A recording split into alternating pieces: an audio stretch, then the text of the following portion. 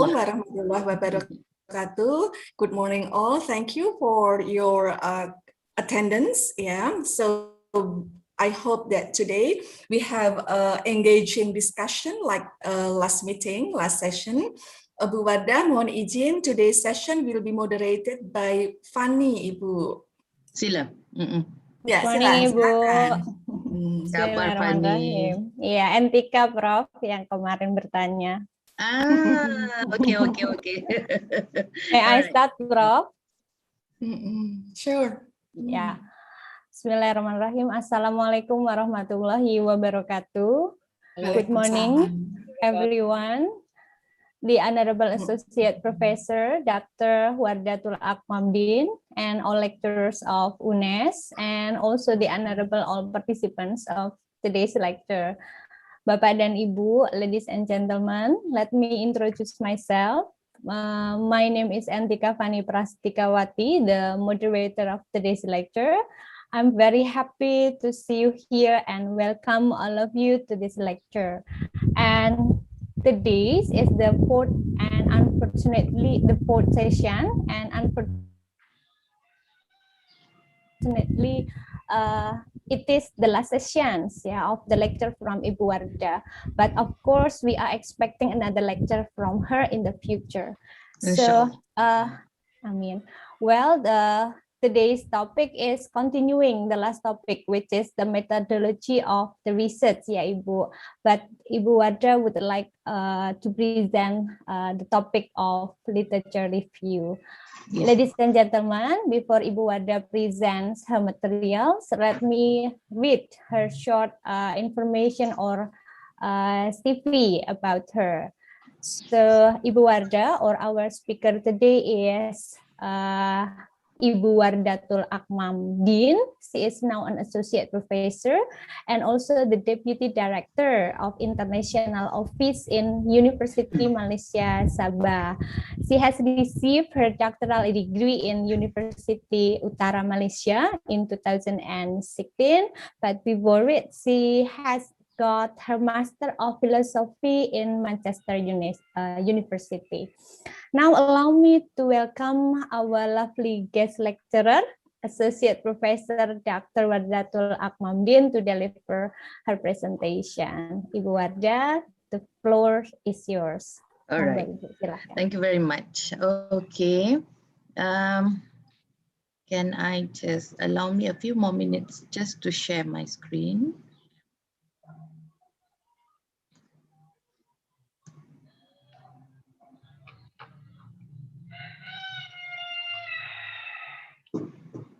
Right. Okay.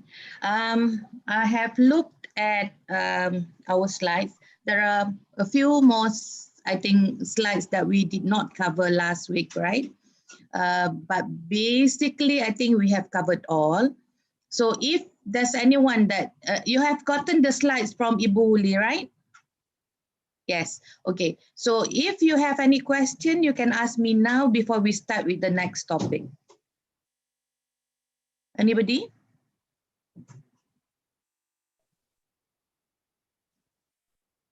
If you're okay, then we can continue.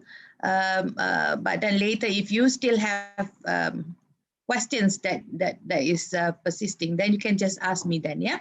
All right. So basically today we'll go straight into our literature review because it's quite a long slide. So I'm just a bit worried that it's going to take quite some time for you, for all of us to finish this topic.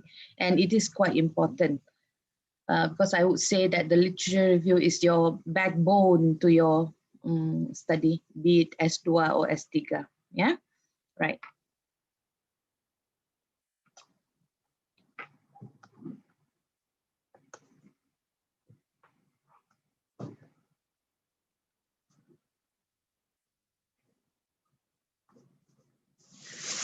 Right. So basically, what is a literature review? This is your chapter 2, right? But looking at the ways that my students, I can only reflect on my students. Maybe Ibu Uli later can share her opinion about her students and the rest of the lecturers too, right? most of the students, when they start off with their chapter 2, with their literature review, they tend to be very descriptive. They tend to be very listing. Okay, so these are the research. A says what, B says what, C says what. All right. So, but basically literature review, if you are doing a literature review, especially for your S2 or S3 for by research, is actually more than that. It has to be linked to a few elements, a few important elements. But obviously the literature review here allows you to, it gives the reader a background information about your research. And it also justifies your research. Why is your research important? Okay, and it also show to the examiners that you are familiar with what you are doing. You know what has been done in your field, and you are quite well versed in all of, well, in the majority of them, not all, obviously. Okay, remember for S3 especially is very narrow. You go deep in, yeah. And also it carve a space, okay? It allows you to say that your research is needed, therefore why you're going to do it in this particular work, yeah? So what are the characteristics of effective literature review, okay? And first and foremost, it must outline important research strengths in the field that you're going to study. You have to show the trend, what it was before, so that a bit of historical, okay, but more of what it is now, who has done work in that field, where was it done in Indonesia at all? If it's not, why? Or if it's not, where it's being covered? If it has been done, where was it done? How was it done? By whom? And so on, yeah? And while doing that, you are going to assess the strength and weaknesses of whatever literature that you are going to quote in your chapter 2. While doing that, you are going to be a bit critical. You're going to do some analysis and synthesis. And by doing so, you are going to show to the examiners what is the gap available in your literature review that supports for your study. So it established the need for the current research. Okay. Now, always remember, whenever you do journal papers or whatever in the future publication, it doesn't stop at your S2 or S3. If you decide to stick into in this line, you will have to do a lot of writing, a lot of research in the future. So this is an ongoing thing. It's never one off, yeah? Right. So what is the aim of the literature review? First and foremost, to show a thorough professional grasp of the area. Obviously, it identifies the relevant literature. That is the most key, one of the key term in literature review, relevant. You are not going to cover everything available in this world, no. Okay, later I will discuss or share with you what are the strategies to decide what is relevant. You need to identify key ideas, school of thoughts, debates on the topic, and also problems. Okay, these are all going to be identified while you are doing your literature review reading. You have to show understanding of main theories in the area, that is important, and how they are applied. Because later you are going to justify your choice of theories. So in a way, in your literature review, you are going to somehow mold the reader's opinion so that they agree with what you are going to propose in your study. Yeah. Evaluate previous research, which is obviously help avoid unintentional replication of another study. Okay. So how is your work different? That is important. You have to show what has been done, how it was done. And later on, you're going to show how it's different. Yours is different from whatever that you have discussed in your chapter 2. Okay. And then you need to justify your research. It also helps you to justify your research. How it identifies the gap in the current knowledge. In a way, by identifying the gaps, it establishes the need for your research. And again, it helps you to focus your research and set the boundaries of your research. Okay, so by defining focus and boundaries also makes yours different than the other that you are reviewing in your chapter 2. Another aim of literature review is to justify your approach, the approach that you are going to employ in your research. Okay, because when you discuss other people's previous research, you are also going to tap on their approaches that they have used. Okay, so while discussing and justifying all the different approaches, you are also justifying your choice for your approach or your approaches that you're going to use in your study. Okay, and then it places your study in the context. It explains your choice of theoretical framework and methodology.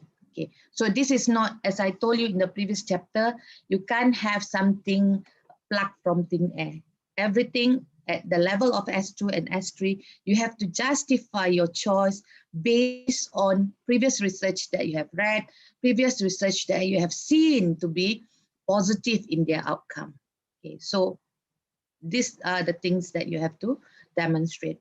And finally, the last aim of the literature review is to synthesize literature in the appropriate academic style.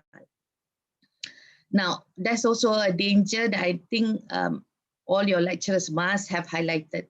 It's very easy when you do your literature review to avoid one major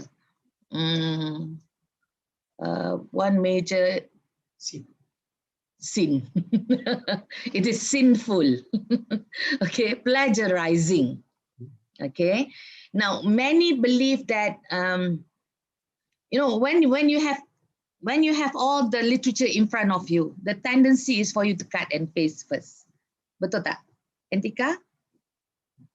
Yeah, because you read. Okay, now especially now in this world, before this, it was not this rampant because we don't have that the internet in front of our eyes at the tip of our fingertips, right?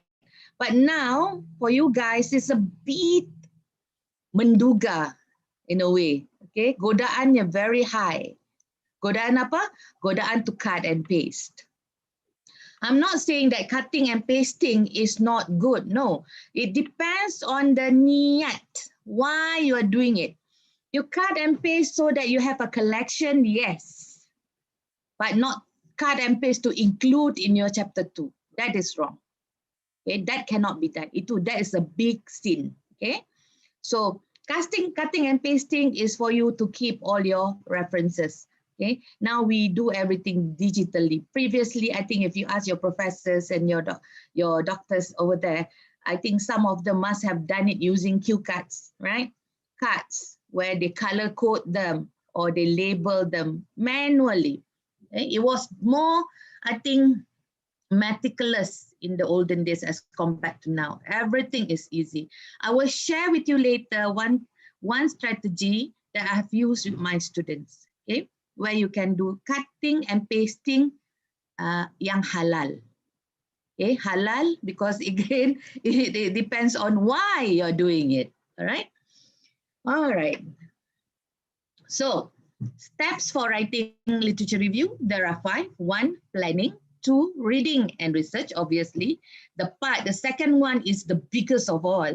Well, the fourth one also quite big. Okay, why I say reading and research, you are not going to include everything that you read in your chapter 2. Okay, but however, you cannot be limiting yourself to reading certain things only. Okay, that will, I would say, macam you are restricting your scope of research. No, when you do your reading, it has to be quite wide. I think usually I would say to my students, what you do, just look for the keywords of your research and just key it on Google, type PDF at the end. So all journal articles that's on that topic will pop up. Read, okay? And remember, when you do S2 or S3, at the end is but bibliography, right? What about in Indonesia, bibliography or reference? Reference, Prof. Reference, not bibliography. Okay. We use reference. Yeah. Okay, in Malaysia, we use bibliography. There's a difference there. For reference means whatever that's listed in that reference list must be mentioned in your thesis.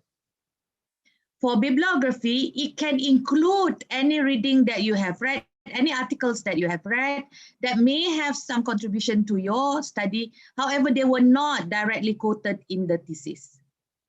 So we are quite wide in that sense. Okay.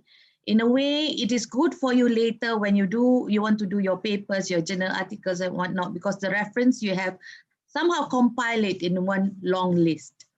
And obviously bibliography is not counted in the number of pages when you submit your thesis. So it's a matter of choice. So again, it's up to the university, whether you are going to adopt bibliography or you're going to adopt references. So that's what I'm sharing there. Okay, so planning, reading and research, analyzing, drafting, revising. Okay, it's not compiling. Okay, yang itu haram. Yeah, you are not compiling. Okay, you are doing a lot of things, critical things over in this chapter. So note, a literature review can be challenging to write because it should not be a source by source summary. Okay. Usually when my students submit their first draft of chapter 2, you will see A 2011 conducts a research with a group of the blah, blah, blah. B 2010, blah, blah, blah. C 2000. So that is quoting it source by source. No, that shouldn't be happening in your chapter 2. Okay, you should be synthesizing. You should be merging, you should be grouping the research. When you read, that is the importance what I'm going to share with you later. One strategy, how you can make sure that you are compiling, sorry, no, I don't want to use the compile. How you are going to group the papers, the references that you have read, that you have assessed, that you have critically criticized and synthesized. Yeah. Each paragraph within a literature review should contain at least 2 sources that speak to the same factor, at least. So it shouldn't be individual. It shouldn't be one paragraph, Wadatul Akmamdin, 2020. No. Okay. It should be at least 2. Okay. At least 2 sources that speak about the same factor. So this is actually training yourself not to quote or to talk or to describe reference literature source by source. We are trying to avoid that. Yeah. Your goal in each paragraph is to essentially highlight the relationship between the sources. So if you have more, sometimes if you look into books or articles, sometimes you have a long list of names with years, right? In brackets. That's to show that all these people have been doing work on similar topic. Okay, that is also what you should be doing. Okay, but what is wrong is for you to copy their list of names and insert it in your thesis without knowing what they are all about. That is wrong. And that is also dangerous because there are some examiners that might pick on that. Okay, you say that in chapter 2, page so and so, name Wardah 2020 did a research on your topic. Now, can you tell me something about that? Imagine if you did not read. Imagine if you did not synthesize, you did not analyze that article properly, and you are being asked, the examiner picked on it. Okay, there's also this danger when there's too many references in one paragraph, because you have to remember your examiners, they are very senior in this field. So it's very easy for them to pick whether students are copying other people's references or they are really somebody who has done proper reviewing of the articles. Yeah. In other words, the goal is to discover if researchers agree or disagree on a given factor or on a given topic. Yeah. So the first one, planning. So what type? You have to decide what type of literature review that you want to do. Okay. Focus, yeah. First thing is focus. What is the specific thesis, problem, or research question? This one you have to fall back on your chapter 1. What is your research problem? What's the thesis of your PhD or your master's? Okay, and also research question. That is also another guidance. I would say that is one of the strongest guidance for your chapter 2. Yeah. So this will define your thesis, your problem statement, your research question will define your literature review, things that you are going to cover in your literature review. So after that, you have to focus on what you are going to, that allows you to sort and categorize your information, eliminate irrelevant information. As I said just now, you have to read a lot. As you read, you realize that, oh, this does not directly reflect or suitable for my study. So eliminate it. If it's related, keep it. Yeah. And then what type of literature review am I conducting? Is it theoretical? Is it methodological? Is it policy? Is it quantitative? Or is it qualitative? Okay, again, you have to decide on this. For example, I give you one of the research questions of one of my students. Okay, now the first one, what is the relationship between English listening self-efficacy and listening achievement among pre-university students at UMS?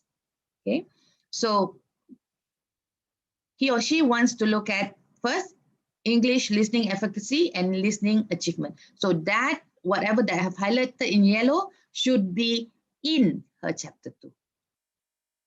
The second question, what is the relationship between metacognitive awareness or MALS and listening achievement?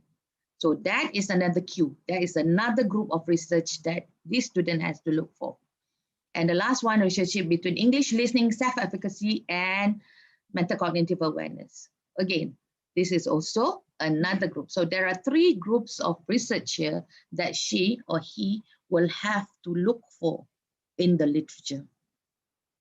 Okay, so from the research question, it can also help you to narrow down and focus your chapter 2. Yeah. Stop and ask me question if you have any, please. Sorry. Bapak dan Ibu, anyone would like to ask some question before Ibu Wardah continue the next material on planning of writing literature review? Excuse me, Miss Fanny. Oh yeah, please Ibu Suciati. Yeah. Okay, Yes, thank you, Bu Fanny and Bu Wardah. Yeah.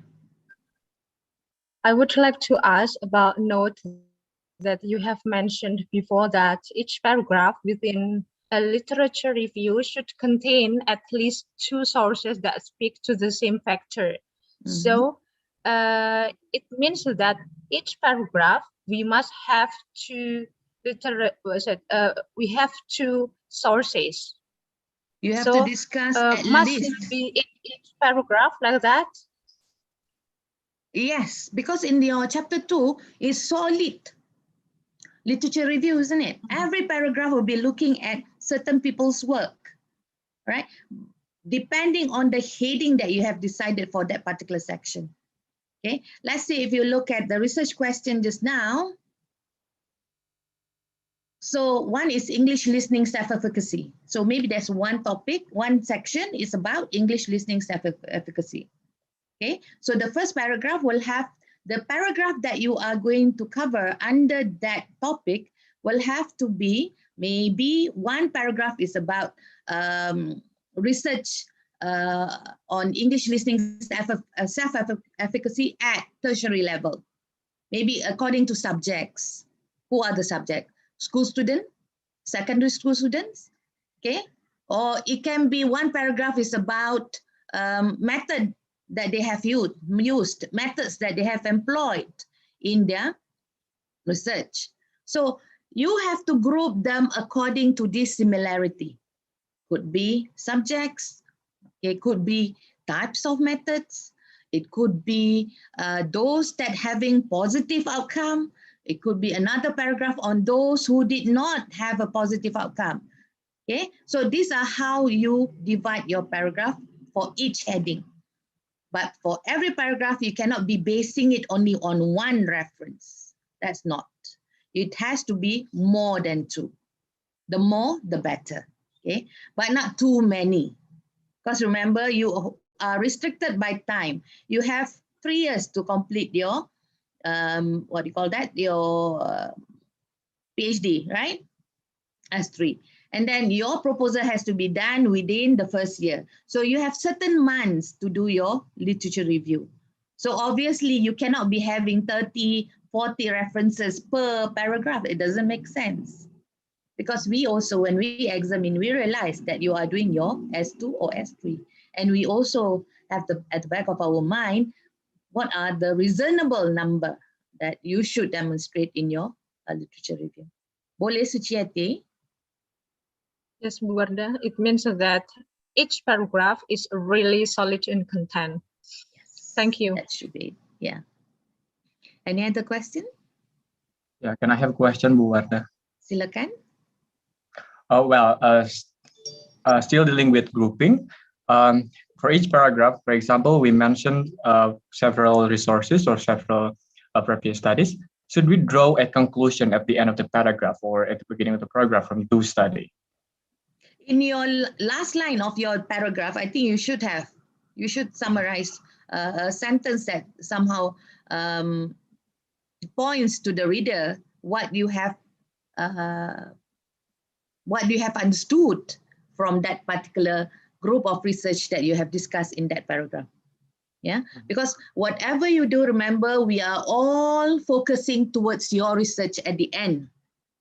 So at the end of your chapter, you are going to justify these are the reasons why your study is needed, right? So whatever you choose in your literature review will, now, tiada siapa yang stop you from choosing what you want to choose, kan? So kita kena pandai when we choose. When we choose, we must choose things that is going to support our study. Takkan kita akan pilih literature yang tidak support saja. But at the same time, if you just show all the positive research without the negative, it's also not real, isn't it? There are some that may be not showing the expected results. So you also have to include them. Tapi kena heavy on justifying that your research is needed. Itu penting. Okay, so that's why elements in your research question must be in your literature review. Dia tidak boleh terlampau rawak. For example, you just look into research on English listening. That is very wide and general. So what is it about English listening that you want to focus? You have to ask yourself. So these are the few things. Your research problem, your research questions, that should help you to narrow down what are the topics that you are going to cover in your literature review. Boleh Riswandi? Yeah, thank you very much. Okay. Any more?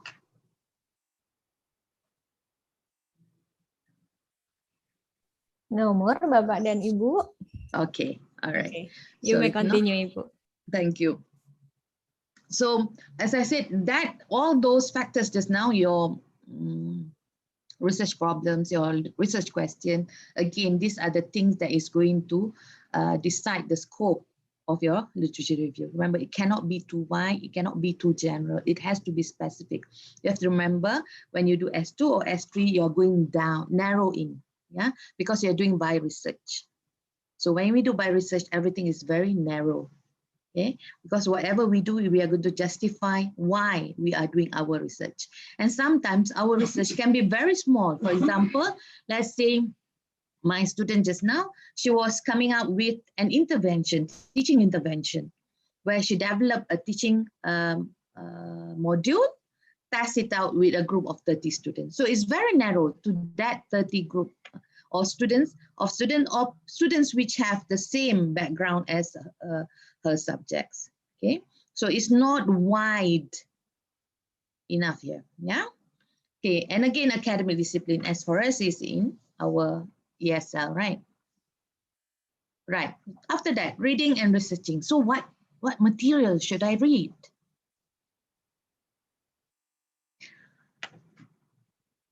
When you first start, obviously the keywords just now will guide your literature review search. Okay, so those are the words that you are going to search rigorously on the internet. And I always tell my students, when you search, don't just type the words. For example, English listening, just type English listening. Because if you do that, it's going to bring up material that is too much for you to handle, and it will be a waste of time. So I always tell them, when you look into this teaching listening, for example, teaching English listening, comma, what? As L2? In L2 groups or L1 groups, whichever. And then, comma, PDF. Okay. Now, let me just go up from here for a while.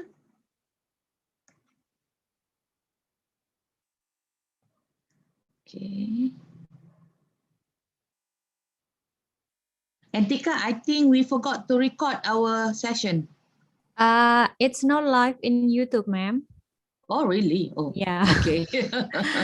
There is an icon on the left side.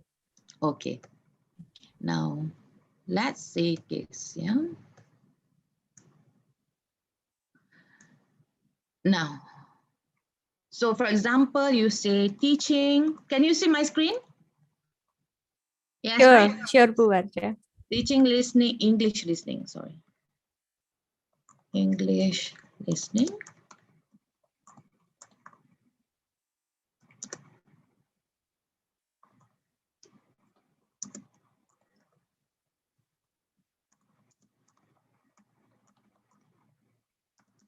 This is what I mean by PDF at the end.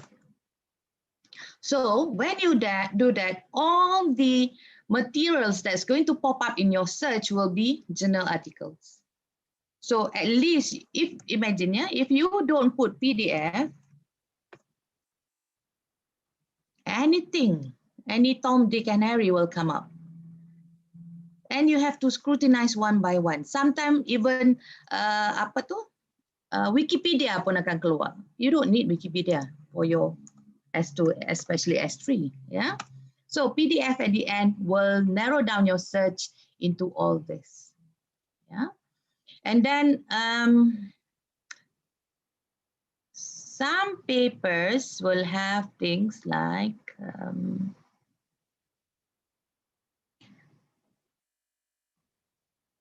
yes, some papers will have full text. That is important because when we do our Google search, some of them do not come with full text. And then sometimes our university's library also do not subscribe to them. So, and if you were to buy that one particular paper without knowing whether it's relevant or not to your study, and you pay like what, 50, 60 USD for one paper, I think it's a waste of money, isn't it? So what you do first, you work with what is available as full text. And then sometimes they will have a list at the end here, say cited by 26. Okay, so when you see cited by 26 or cited by 6, this also shows that, and here cited by 1083. So it shows that this particular paper is quite referred to, is cited by many.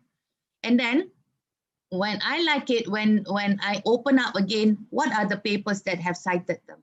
So that will bring me to recent research that's been conducted on that topic. Maybe, for example, Richards definitely is a very referred guy in the field of English listening, right? So you see there's so many there. So when you look for their papers, this 1,830 that is citing his papers. Okay, so that again will add on into your research. If you look at it this way, you realize that what we say, it's like a domino effect. You read one article, it will lead you to another article, and that article can lead you to a few articles. Sometimes rasa macam memuntah, betul tak? Banyaknya saya nak baca, isn't it? But that's it. There's no way out. Okay. First, you have to do that. So you have to collect and read whatever material, and then learn to segregate which is important, which is not important. Okay. Now I want to share one strategy with you. Okay. When you do your what do you call that? Your library research or literature research, do this. Can you see my table? All right. Just do a simple table on Excel. Excel is a very powerful tool. It helps you to sort things in a blink of your eye. Okay. So the column is up to you, because you will have your own style of writing your literature review. So you will have your own style on how you want to arrange your discussion. So that should also be how you are going to add the columns. I usually do this. I will start with the first column, author. Second column, author main purpose. So once I read one paper, for example, I just copy paste, type the name of the authors there. Oh, there's one more column I forgot.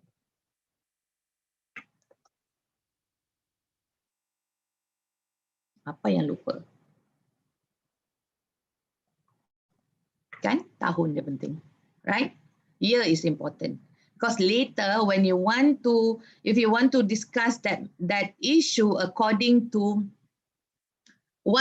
how it started first and how it developed to what it is now, then obviously you can sort your finding according to the year. Okay, so you will have year, you will have author means purpose, author's theoretical perspective, the research design the author adopts, the research methods he employed. What are the subjects? Who are the subjects? University students, secondary school students, who? Teachers, and so on. Problem statement, okay, they will indicate in their abstract usually. The research question, if is given. Contentions, okay, do they agree with the finding or not? Do they agree with what they are saying or not? And also you can also, whether you agree or not with their proposal in their article. Their finding, how position is supported, how they support their position. You can look at the way they analyze the data. That is also a form of review, and also, again, training for you to decide on your own analysis, okay? So this is, I give you one example.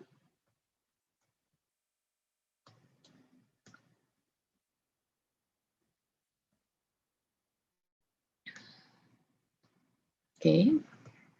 Now let's say this is the data that you have managed to gather. Okay. So you've got 7 papers there. You've got the authors and whatnot. Okay. So here you can share, you are going to sort them, because remember you're going to use more than 2 references. So you're going to sort them according to similarity, for example. Okay. Then what you do, you just highlight. Let's see here. Now, let's say you want to see similar subjects. So subjects will be column F. So what you're going to do, you are going to custom sort them according to subjects. Okay, so then you will see author 3 and author 6 did a research on primary school students. Author 2 and author 5 did on secondary student, and author 1, 4, and 7 did on university student. So if you want to categorize them according to subject, then you can categorize them according to subject. Or if you want to say according to methods, this one. So again, you just sort them.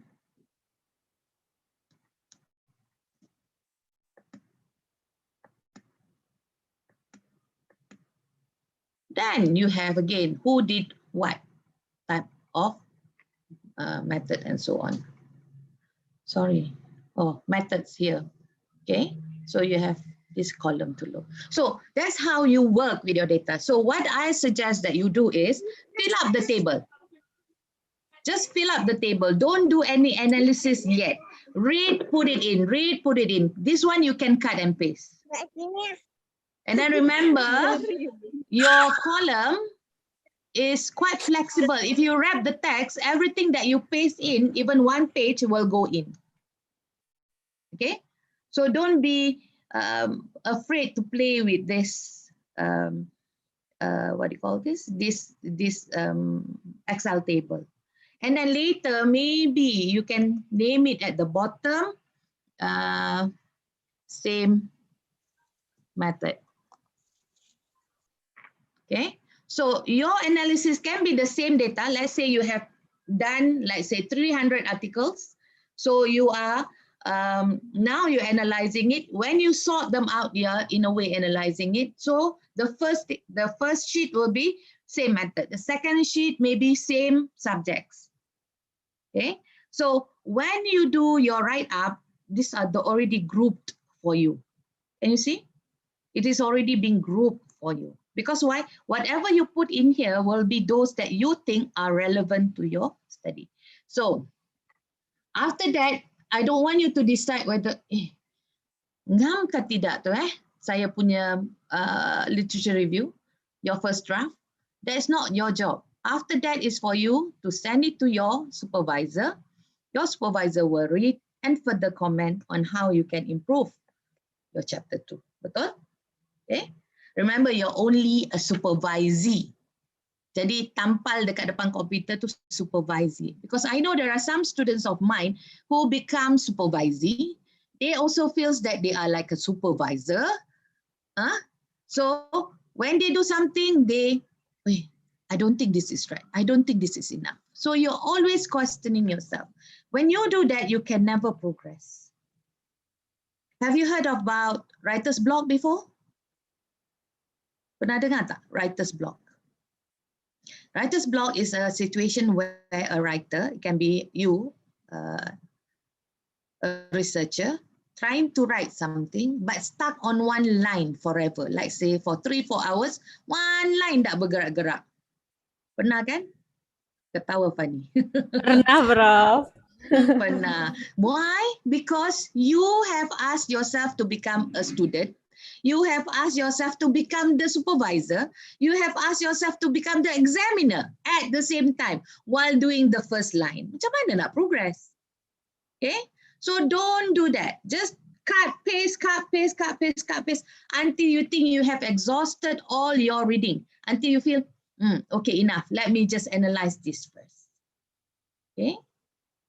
Because remember, when you do your, when you try to decide on the topics that you want to cover in your literature review from your problem statement and also from your research question, you already have the headings, right?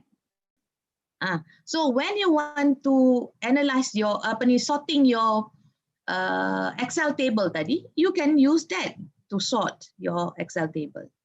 Kan? So then you terus masuk saja. After that, you put in. At this point, it's okay to cut and paste lagi. Just put in.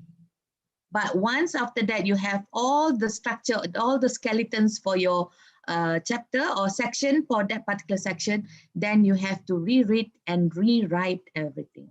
Because you are not creating something new. It has been done by somebody else, but you cannot use their words. So you have to do a lot of paraphrasing there.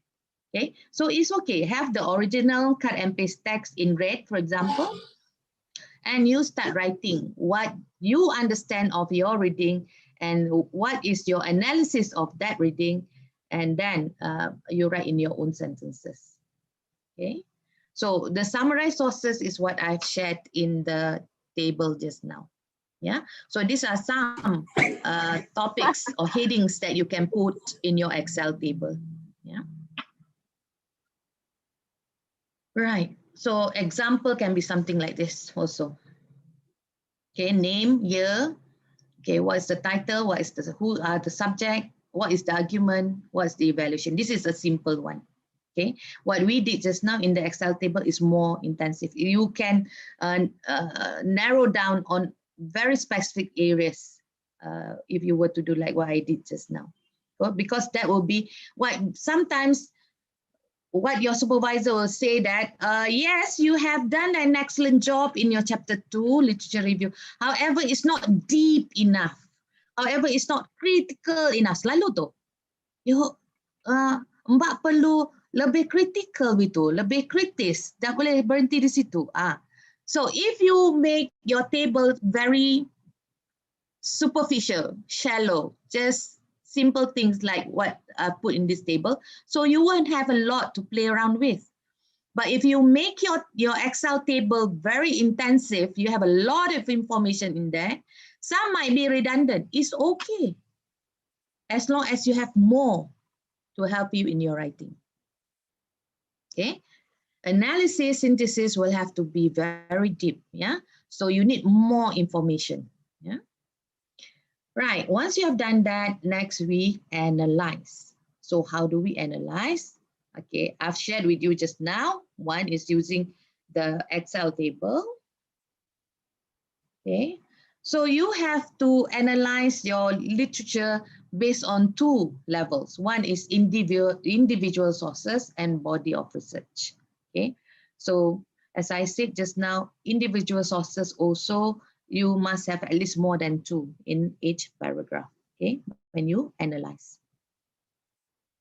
Okay, so this is basically what you have done. I think this you will see in any of your literature review textbook, yeah. So summarize and synthesize. In your own words, summarize and or synthesize the key finding relevant to your study.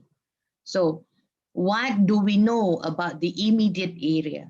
What are the key arguments, key characteristics, key concept or key figures?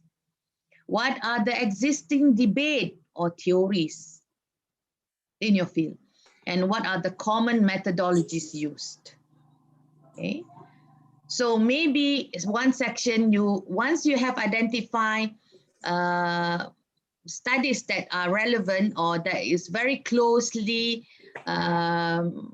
very close to your study, then maybe you can do one section where you synthesize the methodology used. So you use your Excel table again, sort them according to methodologies or research methods we have just now. Okay, so once you have that, and then you can talk about this research again, where research A, B, C did it how, D, E, F did it how. So because of that, you are going to do yours how. Okay, for example, you realize that A, B, C did it quantitatively, D, E, F did it qualitatively. Definitely, those that were conducted quantitatively give a wide breadth to the finding, whereby it can be generalized to quite a big population. However, it does not, they do not describe in detail how or the strategies that should be employed in order to improve the students, for example, right? And then you say in the qualitative study, they managed to describe clearly what has been done with the students that that leads to their improvement. However, their finding cannot be generalized because it was conducted maybe on 5 students. Okay, if it's a case study, sometimes 1 student, right? So it cannot be generalizable. So in your study, owing to these reasons, I believe that my study would be shedding more knowledge into this field if I were to do it using multi-methods, using mixed methods, and justify why you are opting for this different method. Because you've seen the loopholes in the methods previously employed by the previous research. Okay? So now you are going to improve it. How you're going to improve it? How you think that yours is going to be shedding a better finding. Okay? So sample of language for summary and synthesis. Okay, Normandin has demonstrated. Early work of Horstman, Schwartz, and Graves was concerned with. El-Sayed and Stern compared, okay, algorithm for what? Additional work by Kurosawa et al., Azadivar, and Perry et al. Deals with what? Okay, so these are sample of language that you can use when you summarize and synthesize. When you synthesize, remember you are comparing. Okay, summarizing can be individual work, but then when you compare, when you synthesize, you will have things like the third and the fourth, that are synthesis. The first and the second is only a summary. Okay, I'm not saying that you shouldn't, you must always compare your literature in your paragraph. No, you can have some summary, not all, some. If it's really important, it's critical, a key thing for your study, then summarize them. Very detailed about what, how they have been conducted. But as for the rest, if you just want to show similarity in finding, similarity in methodology, so you don't need to summarize the study. You just go straight into methodology or you go straight into their finding. Okay, so there should be a varied choices of activity in your chapter. So there is not going to be a boring activity for your examiner. So imagine if the language is very descriptive and very monotonous, it's going to be not interesting. And that's why people always say, chapter 2 is very dry. But actually, it's how you weave your chapter 2 will decide whether it's interesting or not. Yeah. Now, I'll give you an example here of a summary, a mixture of summary and also synthesis. For example, look here. Piaget's theory of stages of cognitive development and Erikson's stages of psychosocial development are commonly used for educational psychology courses. Then you list out, this is synthesis. Piaget described characteristic behaviors, including artistic ones, such as drawing, as evidence of how children think and what children do as they progress beyond developmental milestone into and through stages of development. So here it is summarizing. So you weave this, macam tikar, just like a mat. You weave them together. All right, so it is not too dry in that sense, yeah. So then you compare and you critique, evaluate the strengths and weaknesses of the work. Okay, kena berani. You have to be brave enough to do this. Okay, now again, you might not have the experience of doing it before. So what you do, you look for review articles done by other people. Review articles are, hello? Review articles ni banyak. You can find a lot where they always discuss or review articles that's on the same topic. All right. So you look at how these writers critique those articles. Look at how they compare. What are the elements in these review articles that they critique on? So that is also something that you can adopt in your chapter 2. Okay. So when you do comparison and critique, you look at how do the different studies relate, what is new, what is different, what is controversial, okay, if available. I'm not saying all is available, so you have to decide when you read. What views need further testing? Sometimes is indicated by the article that, you know, is the finding is not conclusive. Further research on blah, blah, blah is needed. Okay, from there you already know that this area needs further testing. So again, you put them under further testing. What evidence is lacking, inconclusive, contradicting, or too limited? Okay, and this thing also you can take from review article, but you have to highlight that it was done by A, not by you, because you are taking it from somebody else's review article, can?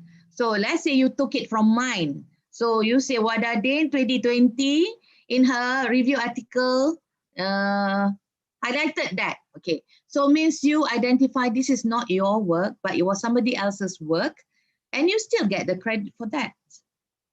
Rather than you put it in and later turn it in. Do you use turn it in? Yes, okay. Turn it in, highlight that this is from my article. Lagi malu, okay? So it's better to give credit wherever it is sepatutnya. Okay, whoever you took it from, give the credit to the original writer. And then again, look at research design and methods seem unsatisfactory. Sometimes you can look, yes, okay, they did interview to look at whether the teaching module is effective or not. But then they did not look into materials produced by the students during the experimental period of that module. Okay, so you would say that it would be wonderful if the researcher could have also included in their analysis of the written product, whatever product produced during the implementation the implementation stage of the module. Okay, so if you see it's not available and you think that it should be there, that is where you should comment it, right? Now, this is also what you can add in your column, Excel column. So your suggestion, top, maybe your suggestion or your comment. So you have a few columns again later. So you put it down, okay? And then later, when you want to write, you can group them again, okay? So you can group like you feel that the research design is unsatisfactory. So you group and then you say, okay, these are this research conducted by have highlighted quite a lot, have contributed quite a lot to the field of the teaching of writing of English. However, their studies would be more beneficial to practitioners if they were to look into what. So you highlight upper missing in there. Right. Sample of comparison and critique. In these ambitious but flawed studies, Jones and Wang, okay, these general results reflecting the stochastic nature of the flow of goods are similar to those reported by Rosenbach and Roth. So the second one is comparison. The first one is critique. However, okay, I think when we want to criticize, okay, now that's one term that you need to remind yourself as students. Later, when you are researchers, you can be quite blunt with your choice of words. But as long as you are still doing your S2 and S3, you have to hedge. H-E-D-G-E, hedge. Okay, hedging is important. Hedging is stating your opinion in a subtle way. It's not too strong. Okay, like if you see here, ambitious but flawed study, this is very, I would say this is a very strong words to be used. Maybe you will say, in this interesting study conducted by Jones and Wang, So you critique at the end rather than at the beginning. So at the beginning you hedge it. So lembut sikit dia punya bahasa. Okay. Now comparison and critique. Now the situationist model has also received its share of criticism. One of the most frequently cited shortcomings of this approach centers around the assumption that individuals enter into the work context tabula rasa. Okay, so has also received its share of criticism. Here is critique, shortcomings is also critique. I think this you can adopt in your literature review. Yeah. Right, evaluative adjective that you can use are, I've listed here, okay, unusual, small, simple, exploratory, limited, restricted, flawed, complex, competent, important, innovative, impressive, useful, careful, and it's not exhaustive, yeah?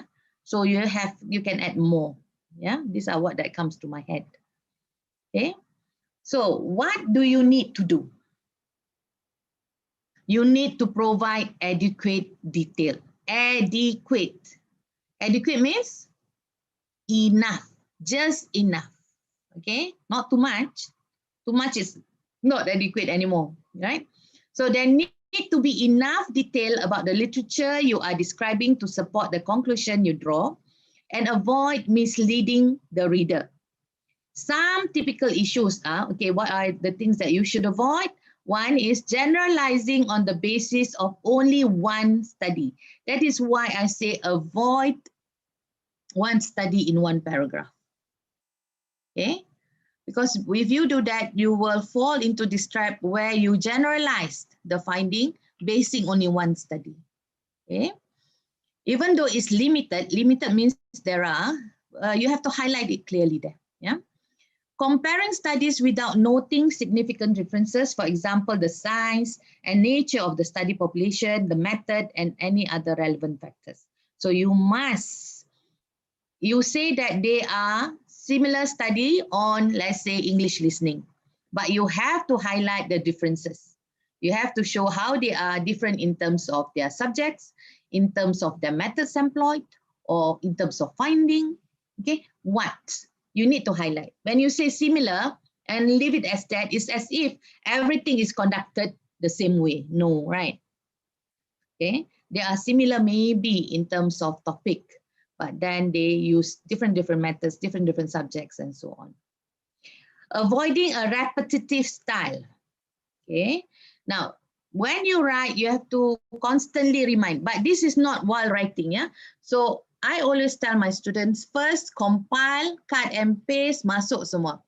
And then once you have sorted your Excel table, then you copy balik apa yang sama tu, put it into sections.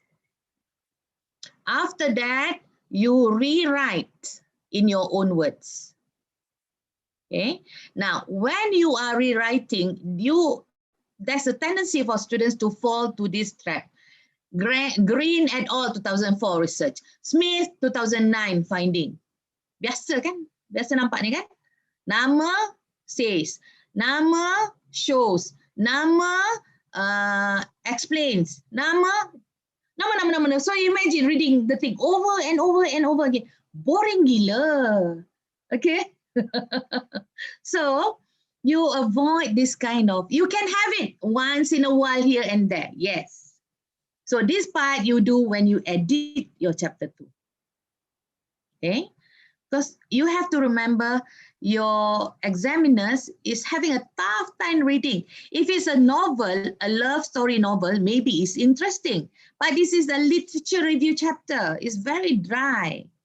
So if you begin the same way throughout the thesis, it's going to be tedious for them to read.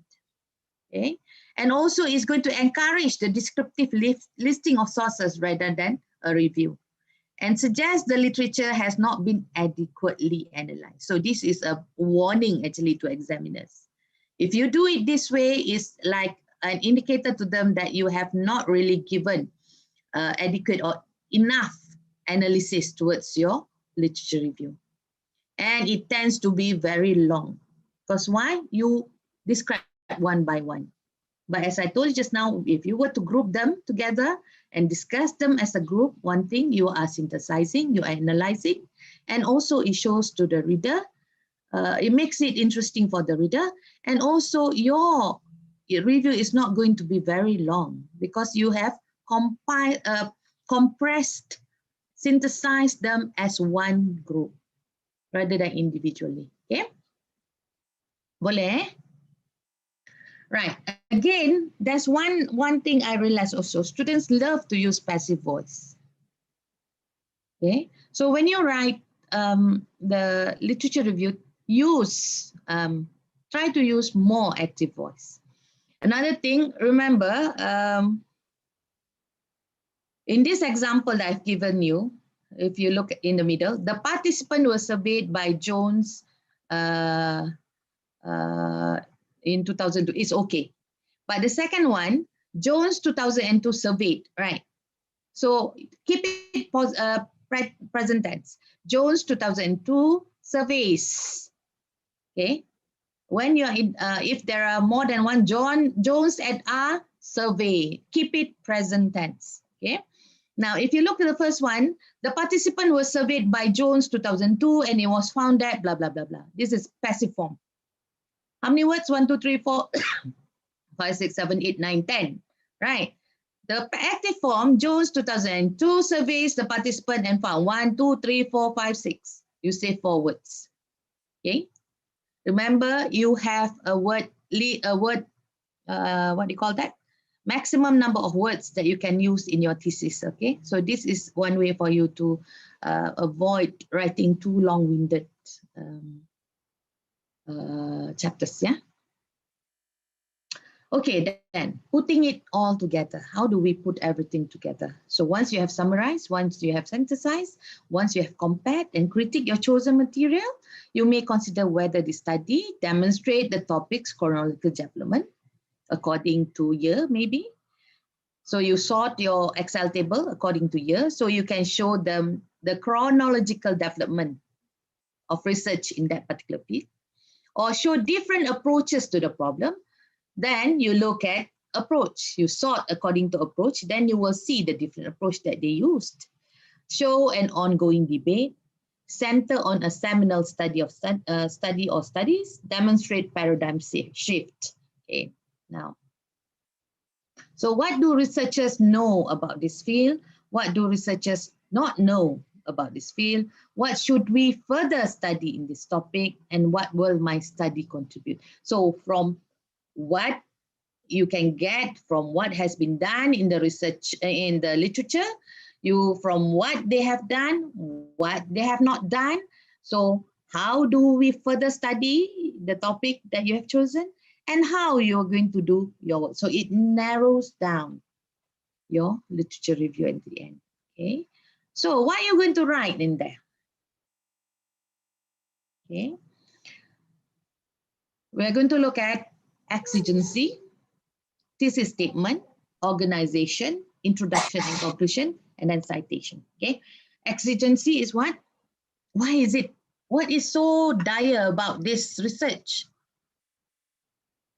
So many people has, let's say you say you want to look into the issue of English speaking, right? So I think if you look into the literature, issues on English speaking has been looked into for many years. Many people has done it. So what is so urgent about this English speaking? Okay, so you have to justify the urgency there. Why is it urgent? Okay. Thesis statement. From the thesis statement, from your problem statement, it offers an argument about the literature. It may do any of a combination of the following. It can offer an argument and critical assessment of the literature, topic plus claim, or it can provide an overview of current scholarly conversation, means current scholarly literature, point out gaps or weaknesses in the literature, relate the literature to the larger aim of the study. So it's always, the literature is the backbone to your study. Yeah. So, example I give here. In this article, Okay, in this chapter, we are going to review and critique scholarship and on place-based education in order to consider the ingredients of a critical place-based pedagogy for the arts and humanities. We begin by reviewing eco-humanism's call for more locally responsive education in light of the marginalization of place and community. So this study is on place-based pedagogy. Okay, so this is the thesis statement at the start of your chapter. Okay, now I know that many students, when they do their literature review, the introduction will be like, I don't know, if you look at all the thesis that has been written, there's like a trend whereby in the first introduction, this chapter is going to look deeply into the literature, available literature in the field of blah, blah, blah. It will be divided into blah, blah, blah section and so on. Why? They are going to read it, right? You don't have to describe to them how the chapter is going to be divided. Go straight into your thesis statement. So what is it? What is the center point? What is the concentration of your literature review chapter? Okay, so you go straight into this. Yeah. Or another example, in spite of these difficulties, we believe that pre-service elementary art teacher and classroom teacher need some knowledge of stage theories of children's development, and then go into the theories of development and so on. So you start with the thesis statement. Yeah. Organization, how are you going to organize it? Okay, so there's a few ways of doing it. It can be topical, it can be distant to close, it can be debate, it can be chronological, it can be seminal study. Topical, most common.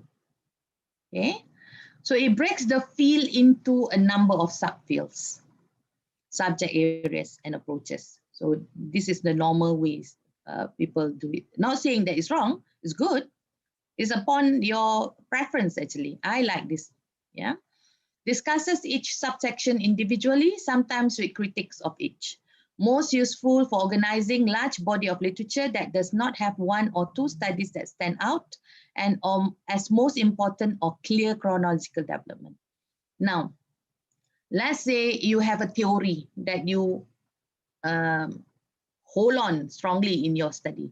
So that's a seminal that we will cover later. There's a seminal reference there. So that's a bit different.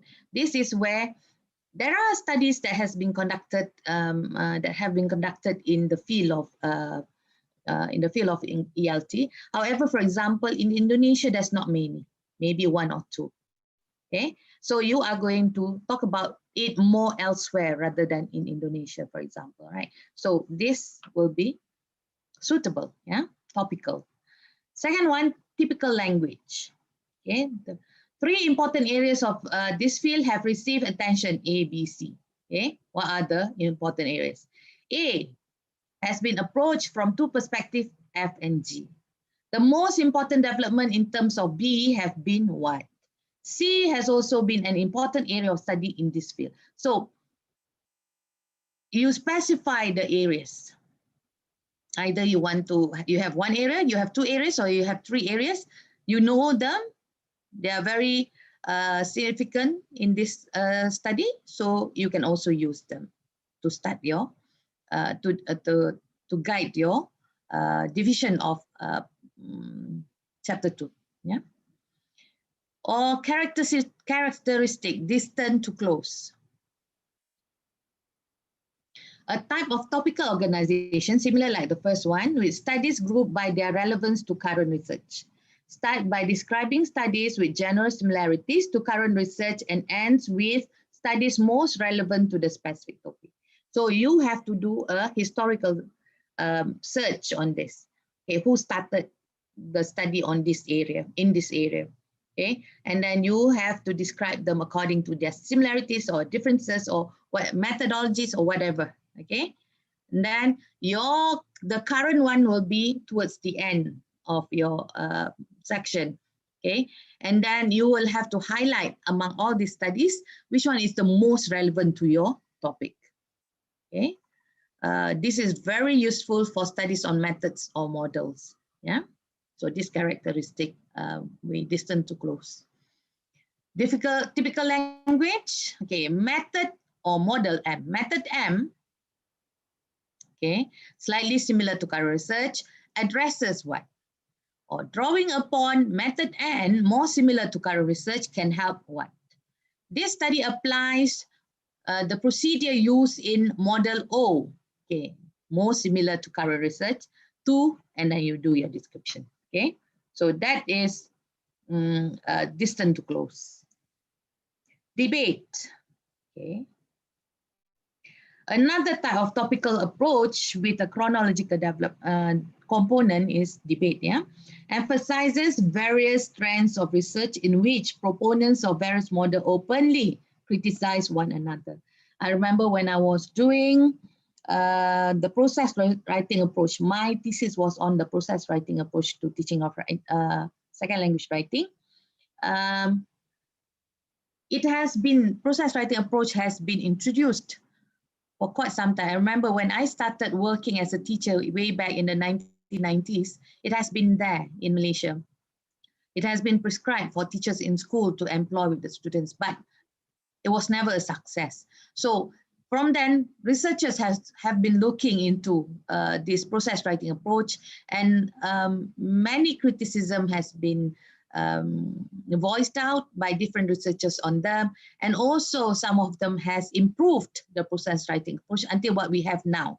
So you have to do sort of a chronological study here from how when it started and how it developed, what was the criticism of that particular approach by the different people, the key people in that area, and so on.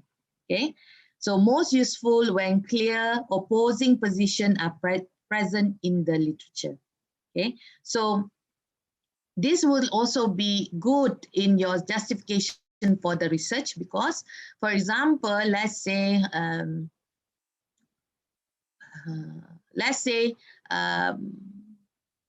somebody commented that the process writing approach is not suitable for weak writers of English. It is good for those proficient writers of English, but it is not successful for the weak writers of English. So what you are going to propose in this study is you are going to develop a module that integrates process writing approach, but tailored for weak writers of English. Okay, because there has been criticism, but nobody has done it, especially in your country, it's not been done. So you are going to do it. So that will support the need, the dire need for your research. Boleh ya? Typical language. Okay, there have been two distinct approaches in this problem. The first model posits what, the second model argues what, and so on. Okay, so this is debate. They debate, they compare and contrast throughout the chapter. Characteristic: list studies in terms of chronological development, useful when the field display clear development over a period of time. It can be either linear progression or paradigm shift. Okay. I think my example about process writing also applies here, okay, because there's a big shift in terms of the how process writing is being employed in classroom in the 20th century, in, let's say, the past 2 or 3 years as compared to maybe in the 90s. Definitely there's a difference there. Okay, so you can do that too. So this subject was first studied by who, or was first introduced by who, and so on. And then later, in what year, why, modified, extended, contradicted X, work by what. Today, research by Z represent the current state of the field. Okay, so you have historically at first who started it, who modified it, and currently up to now, what is the current situation or current practice for this particular field. So what is how is your work going to be slotted into this particular field? Yeah, so that's how you work. in terms of chronological. Or you have seminal study. This is usually one or two, usually one very big reference for that particular study. So you begin with a detailed description of the extremely important study. Later work is organized using another pattern, meaning from there you can trace back who are the people that has conducted research after that seminal study. Who has used, for example, like Richards just now, 1,800 people wrote papers, right, based citing his paper. So how this has expanded to now. Most useful when one study is clearly most important or central in laying the groundwork for your future research, for your research especially, yeah? You may have this, yeah? So the typical language is the most important research on this topic was the study by who, and then date. Or following X study, research fell into two camps. Okay, then you extend. Okay, A started it off. After that, they divided into two camps. Who are the two camps, and so on. Yeah. Okay. Any questions so far?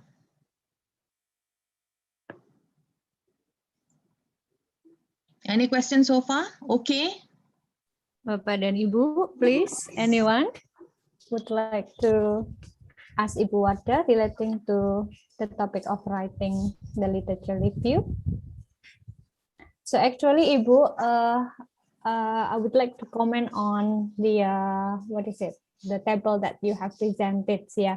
So actually, one of the lecturer in UNES in my first semester already gave that kind of table, but the difference is that your table is more specific and also points on the relevance of the topic given in the table and our own idea. So this is the new thing for us, maybe, for having this kind of table. So for me personally, it gives a lot of idea for supporting my writing in presenting the literature review. Good. So that's wonderful. Yeah, Prof. Prodi actually gave that kind of table, but it aims to provide the way of paraphrasing, from the certain the table using what? Using what program? Word or Excel? The Word, using Word, Microsoft Word. But so now you learn. The way of Excel can make it better because it can short the idea and also the topic based on the subtitle of the Excel itself. Yes. So it's easier for you to organize. In a way, it's helping you to synthesize. If you do it in Word, it's quite difficult for you to maneuver them.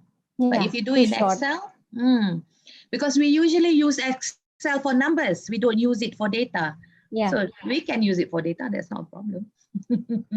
It's how we use it. Good. Well done. But then the Word version that I already made, then can be moved to the Excel book.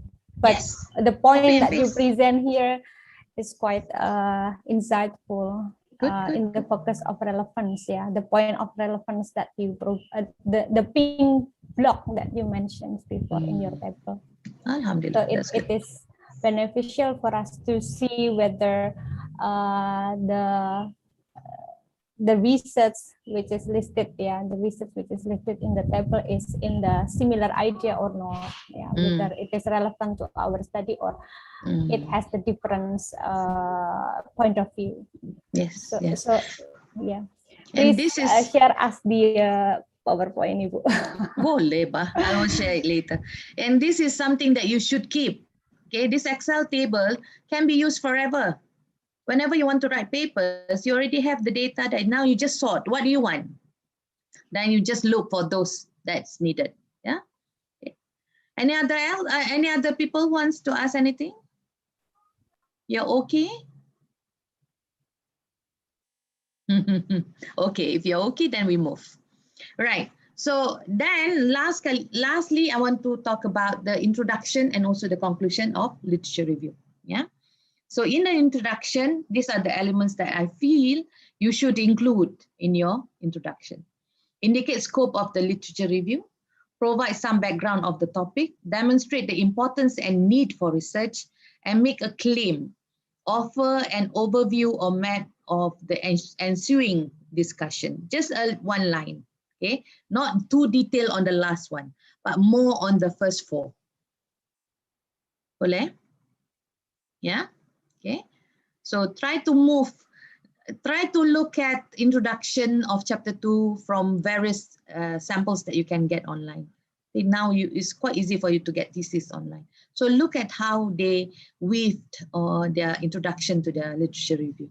Obviously, the last one is included, but not too deep. Just a simple description of how the chapter is going to be divided. Yeah. Now, this is an example. People often overlook the role of listening skill while overemphasizing the role of reading and writing in learning. Listi yang Ningsih 2017. There are a few reasons why listening is a neglected skill. This may be due to insufficient pedagogical development and teachers' training in many language learning settings. Mandelson, 1998. Other reasons for this disregard are the dearth of empirically grounded models of listening comprehension. Brenandi, Farrell, 2011. Lack of conclusive listening theory due to the nature of listening itself, which is a cognitive process and therefore difficult to observe. Take, 2002. And failure to signal the significance of the input it brings into the classroom. Listening skill is a difficult and challenging task for ESL learners. Okay, so that gives a brief introduction to what you are going to do. So one line at the end, this chapter is going to be divided into sections that addresses the different topics of the literature review. Enough. Okay, so you don't have to describe so much about the chapter, but very much give a brief introduction. This is to hook your reader. Hook means to make your reader, oh, okay, like good, interesting. Okay, let's see how the students going to do it. Okay, we always have to hook the readers or the examiner's interest in order for them to give you good review later for your Viva. Yeah. Conclusion, on the other hand, will summarize the main findings of your review, provide a closure, explain so what, implications for further research or connection to the current research. Okay, so this is basically in your conclusion. Yeah. So example, this chapter asserts studies that have probed into the relationship between ESL learners' listening, self-efficacy, marks, and listening achievement. Okay, summarized. This chapter addresses some understanding of key focus area within ESL listening, listening in university setting, listening in self-efficacy, metacognitive awareness of listening strategies, and listening achievement in the context of MUET to contextualize the research finding. It also further explains the gap knowledge that the researcher is focusing. Okay, so you have wrap it up there. Yeah, so this is a conclusion. Boleh, introduction dan conclusion. Okay, yang ini, as I said at the earlier, plagiarism is dosa yang paling besar, plagiarizing. Yang kedua, dosa besar, sama besar juga ni, not citing the sources. Because when you don't cite, you are declaring those are your words, when they are not your words. Setengah mati orang tu tulis artikel buat research kan, sedang hati kita ambil dia punya, jadi kita punya perkataan. Salah lah tu kan. Yeah, it's wrong. They have done a great job, a difficult job in completing their research. Out of sudden, you just copy, cut, paste, and put it without the citation. So without citing who it belongs to. So you are telling the reader it belongs to you, which is wrong. Okay, so must cite. You must cite your sources. Paraphrasing is a key area. Use quotations sparingly. Okay, I've seen some students who love to quote. Pages and pages of quotation in bracket, open and close, inverted comma. Don't. If the examiner, you want the examiner to read that, might as well you buy the book and let the examiner read it. Okay, so sparingly. It's nice to have it here and there. Okay, but not overly. Yeah.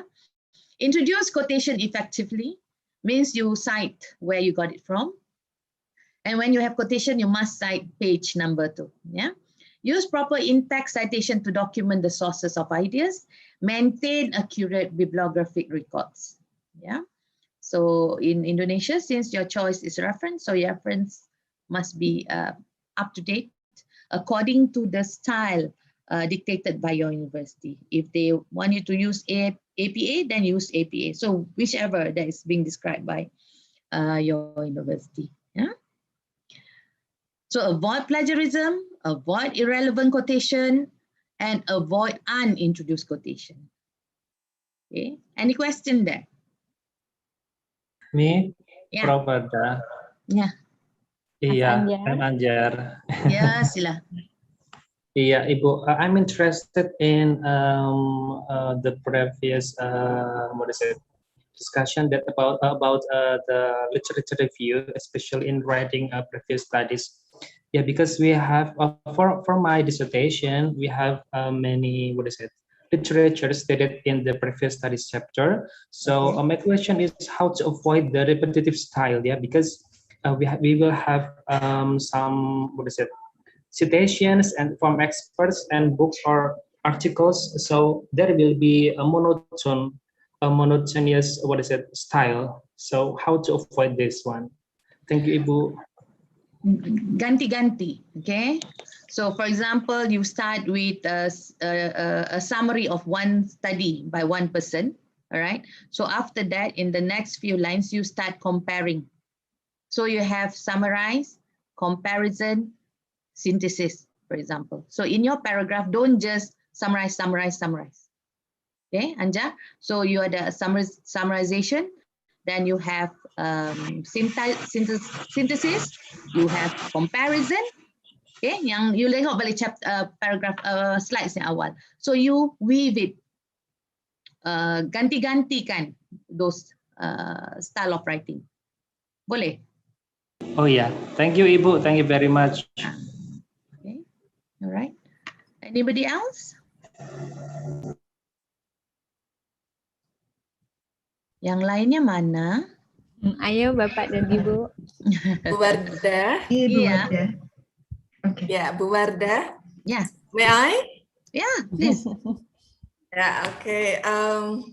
Ibu, thank you so much for enlightening us with the, what is it? The tips and strategies of writing literature review. It really helped us to broaden our knowledge, Ibu, how to write literature review. In my observation, or perhaps I myself, yeah, Bu, sometimes we write literature review in the format of shopping list. Shopping list. Okay. So like the first study was conducted by, and then another paragraph, the second study conducted by, the third study conducted by. So the first, the second, and the third is from our point of view because we read those articles, the first, the second. But why is it so challenging to tell our students, yeah, how to avoid the phrase of the formulaic expression? Yes, yes. Instead of using the first, the second, or the third, perhaps we can use in addition or besides that. So I would like to know your comments, Ibu, about that.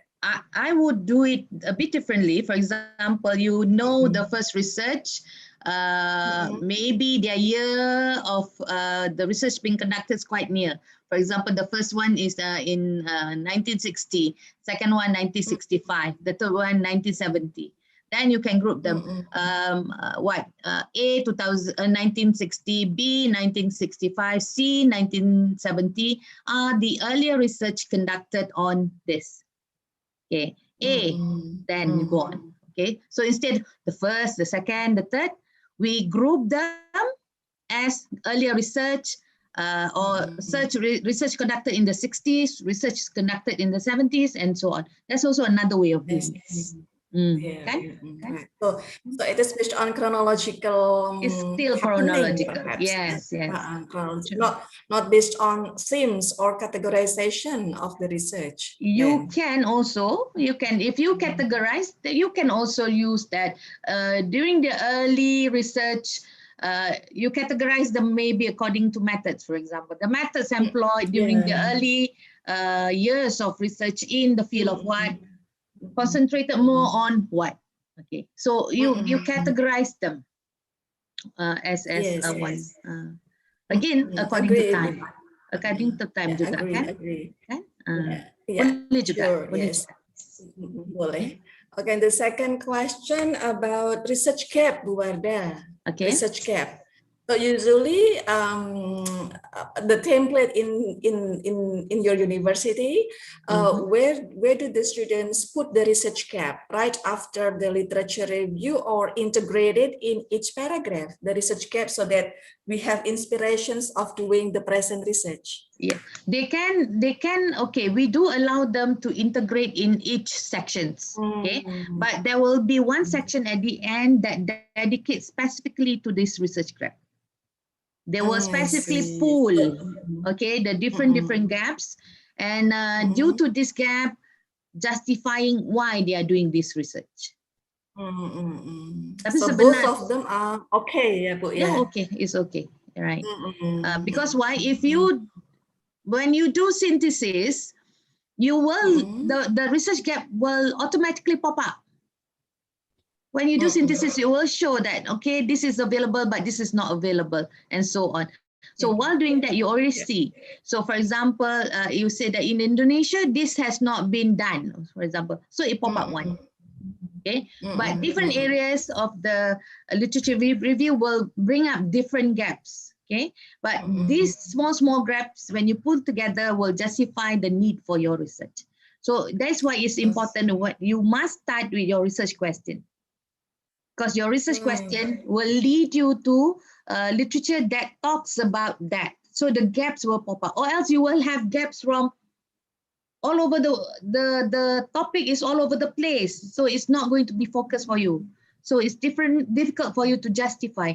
But if you already somehow limit or mold the scope of your literature review according to your research questions, according to your problem statement and so on. So that will be the cordon, that will be the area that you are going to look. So gaps will be in that area only. So you are not going to be lost, inshallah. Yeah, inshallah. The problem is when we use the formulaic expression such as in Indonesia, this research has not been done. To me, myself, it's like too strong, Bu Wardah, because it can be because I don't explore the literature enough. It could be you missed out. So true. That's why I said just now, important for us to hedge when we make statements. Hedges. Yeah, hedges very important. Oh, use hedging. Hedges is the softer. Pak Widi is the expert in this one, Bu Wardah. Pak Widianto. Pak Widi kena buat satu khusus about hedges. About hedges. How do we employ hedging in our thesis? That is important actually. Because we are not research, as students, you cannot declare yourself as researchers. You are not yet that level. So you cannot make very strong claims. You can suggest subtly, but not very stress. You cannot stress on it. Yes, true, Ibu. Yes, agree. Yeah. Okay. Thank you, Bu Wardah. Thank you, welcome. Yes. Siapa tadi? Mbak Fani, silahkan. Ada yang mau tanya tadi? Ada yang mau bertanya lagi? May I? Sila, Aisyah. Yes, Ibu Wardah, thank you so much for the chance. Thank you for giving a kind of interesting materials related to the how to avoid plagiarism. And I have one question here that as we know that one of the effective strategy to avoid plagiarism is paraphrasing instead of using direct quotations. And actually, there is a kind of statement that one of good ways of paraphrasing is reading the materials intensively. Then we need to try to take maximum understanding about it. Then it's better for us to close the text that we read and then start to write the materials in our own words. And yes, the question is there any strategy how to make our words or our result or paraphrasing still become academic, Ibu? And then to avoid incorrect review toward the source itself. Yes. Obviously, good. Obviously, when we paraphrase, we tend to use a lot of our thesaurus, right? We tend to change words here and there. That's why I say, if I were you, I will copy paste the paragraph that I want to paraphrase, put it there in red. Read it over and over again, rewrite in your own words what you understood or what you have read. It's okay. Kalau perkataannya enggak ingat, tulis dalam bahasa Indonesia kah, bahasa apa kah, tulis saja. Okay, like for us in Malaysia, we have Chinese, we have Indian, and say, write. If you want to write in Mandarin, write. It doesn't matter because this is all at drafting stage. So once you sudah tulis, then you ada perkataan yang macam belum cantik betul, that is where you start to look into Google.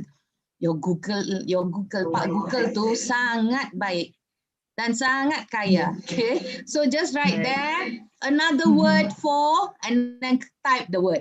They will suggest to you many words. So try to choose.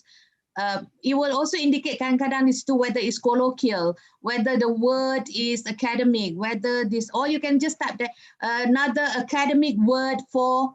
Type the word. So they will come up with suggestions. Okay. So at first, jangan every line yang you tulis balik tu, don't edit. Okay. Right. Editing must be done at the end. Okay. What I mean by this, you are going to write, let's say, one section on one topic. So you have all your cut and paste article from all over the place, but highlighted in different color, red, for example. So now you start rephrasing, paraphrasing all the paragraph for the different parts.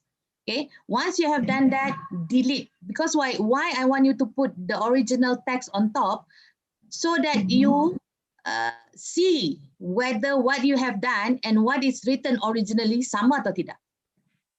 Now, the error in paraphrasing is where you change only a few words in the paragraph and make it yours. That is wrong. That's not paraphrasing. Paraphrasing is explaining whatever that you have understood from the text in your own words. Obviously, there are certain words that cannot be avoided. Jangan juga setengah mati cari lain. Saya kena cari lain ni. Tak boleh ni. Saya tak boleh pakai ni. No. Okay, there are certain words that, once here and there. Because Ibu Wuli, di Indonesia, di UNAS, berapakah maksimum ternitin yang boleh? 15%. 15. Very high. Oh, very high. At UMS 30. We allow 30%. Pak Yan, please correct me if I'm wrong, Pak Yan.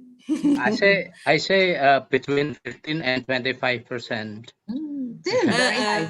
But still, we find out that there are some students who do not observe that rule, right? Cannot. Some of them even have more than 50%. All right. Illegal citation. Yeah. Abu Wardah, how about in UMS? At UMS, we allow anything below 30%. But before the thesis can be submitted for pre-viva, it has to show the Turnitin result of less than 30. But usually us as supervisors, we will try to reduce it below 25. Okay, because 30 is already dangerous. Because why? If the thesis is thick, I'm not so worried. But if the thesis is thin, then it can be quite dangerous there. Yeah. Yeah, I said 15, not 50. Yeah, I know. 15 is very high. 15, Very, yeah. very stringent, I would say. 15. Okay. Well, and I always say that even though they have around 25% of citation, then most importantly is right, whether it is plagiarism, it is irrelevant quotations, or it is unintroduced quotations. Yeah, some students oftentimes forget to acknowledge, to acknowledge the source, the sources of the citation. That's a problem. And then as soon as it is checked in Turnitin, then we find out a lot percentage of similarity. Yes, I'm not sure whether in honest you allow your students to access Turnitin. Oh yes, yes. It is. We just give the results. Yeah. But is it available at the library or on the website? Yes. No. Yes. Library. The students can use it. Yeah, the library and the management. Yeah. All right. If the students, excuse me, but the students send it to the UNES library and they will get the result. All right. Okay. So they don't have their own account of the Turnitin. Because it's subscribed, right? So, but in for us, for me and Paksha, usually what we do, we will run the Turnitin every time the students submit something, especially chapter 2. And then once it's very high, we will ask them, because it's based on one chapter. So 30% of one chapter, that's a lot. So we will ask them, because Turnitin, one thing beautiful about Turnitin, it will highlight in color what are similar, very similar to the real text. So we always give them that, and then I say, these are the things that I think you need work on. You need to further rephrase them, further fine-tune them in your chapter. So that usually will help them later when they want to submit the complete thesis. So there's a few strategies. Supervisors can help also here. Yeah. Cuma kerjanya lebih sikit lah. But then my students, if you send me once, I give you a reading of 30. You send me the second one is still 28. You're going to get from me. Meaning you have not done your work. I've already given you the Turnitin result. It's highlighted clearly what you should be rephrasing, and you still don't work on it. Then you are asking for trouble from me. Because you have to remember, supervisors have a lot of supervisees on top of our other works that we have to do. You have to be, orang kata apa, you kena simpati sebenarnya dengan supervisor. Okay, bukan kita satu orang. They will help you, but make them happy also. And they are happy, they are Agree. Boleh Aisyah? Okay, so Ibu, thank you. Sebab kalau Aisyah baca tutup buku, kadang-kadang Aisyah lupa apa yang saya baca tadi. Exactly. So I won't do it that way. I will cut paste on top, because Word now bukan kertas zaman dulu. Word is that thing you can add in and delete later. And always one thing, Aisyah, be careful with your saving of your Word file. I always use date and time, so that I know which one is earlier, which one is later. Kalau tidak, when you have so much, then later you realize, mana satu file saya tadi yang saya kerjakan. Sudah. All right, Ibu. Okay. Thank you. I will use that strategy. Insightful, Thank you. Good. Any more questions? May I, Prof? Sila. May I ask question? Yes. All right. Thank you very much, Prof. Wardah, for the very. All right. Thank you very much for very wonderful presentations. Talking about review, if we review research works, for example, maybe we can still have kind of critic or comparison, and so on. But if we review about the well-established theory, for example, then what should we do? Because let's say that you have example about self-efficacy, for example, when we will talk about Bandura's work on social cognitive theory, then what can we do? Because I think we, as a students, we don't have any capacity to review, even, for example, criticize or kind of theory. But I think when it is about the paperwork or research work unrelated to the theory, maybe we can compare, we can criticize, we can see the flaws, for example, or something. But when it is about the well-established theory, should we only summarize it? Is it enough? Only summarizing it like this? You need to summarize it definitely, succinctly. If you are, this is what we call seminal study. If you are using one particular seminal study as your focus point in your literature review, obviously you have to thoroughly describe it. For example, Bandura.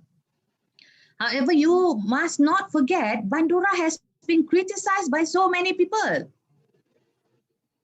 So you have to read up on articles or whatever that has been criticizing the Bandura theory, or doesn't have to be criticizing. It can be adding. Okay, adding to the Bandura theory. For example, they said this Bandura theory is excellent, but in Africa, for example, they realized that on top of what Bandura has listed out as the strategies, then they find out too. So you add on. So everything will be based on Bandura, the development of Bandura in different, in your field, but in different parts of the world by different researchers. So you cannot criticize Bandura, obviously. Who are we to criticize him? But you can highlight papers, you can group papers that criticizes Bandura. Okay, so you do the Excel table, you look into papers that criticizes Bandura and look at element, what are they criticizing, then group them again. So you talk about one group that criticizes what about Bandura. The second group criticizes about another aspect of Bandura. So that you can do. Because by doing that also, you highlight the gap. Yeah, you highlight the gap, especially for your context. Maybe in the end, you realize that in Indonesia, for example, yes, people has been doing it, but they found A, B, C. However, people in Japan found A, B, C, D, E. So D, E so far have not been found in Indonesia. So you may want to look at whether this is really happening. Or it could be that with that group of subject, it is not available or not revealed, but in your group of subject, it may be available. Kan? Hartono. Boleh. So jangan kritik Bandura, tidak, mati kita. Tidak, but you look for work by other people who has been criticizing or whatever lah yang they have discussed with about Bandura, for example lah, kan? Boleh? Itu yang kita panggil seminal study. Yes. You base it on one. Okay? Yes, alright. Lagi? Ada lagi?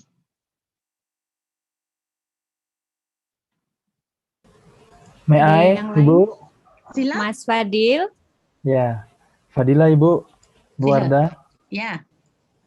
Okay, talking about literature review, we need to construct a framework in the end of this chapter, isn't it, ma'am? Construct a framework, meaning what do you mean framework, by that? Yeah. Research framework, yeah. So theoretical framework. Yeah, theoretical framework. Okay. So maybe you have some suggestion how to construct that, because we have so many the sources, so that we need to make it simpler. In Theoretical framework nggak ada yang simple. It needs another session, Pak. Also, it is not in literature review. It is, but then I am not touching on theoretical framework. It needs a specific theoretical and conceptual framework. It needs a specific lecture on them. Kalau Tasheko, I'm going to confuse you further. Obviously, theoretical framework will be how you frame the theories that you are going to employ in your research. Itu simpelnya lah, kan? Itu simpelnya. But obviously, there are things, elements of that you need to look into. Maybe later I can share with Ibu Uli some articles that clarifies that I've been using to help my student clarifies their understanding on the differences between conceptual and theoretical, and whether you need to have theoretical framework for all your studies or macam mana. Okay, so I will share the articles later with Ibu Uli. Boleh Fadila? Okay, thank you, ma'am. Okay. Thank you very much. Ibu Wardah. Yeah. Perhaps later Pak Yan can explain. So in the template of our dissertation and thesis, in chapter 2 consists of 3 sections. The first is a review of previous studies, and then review of theoretical studies, and the third theoretical framework.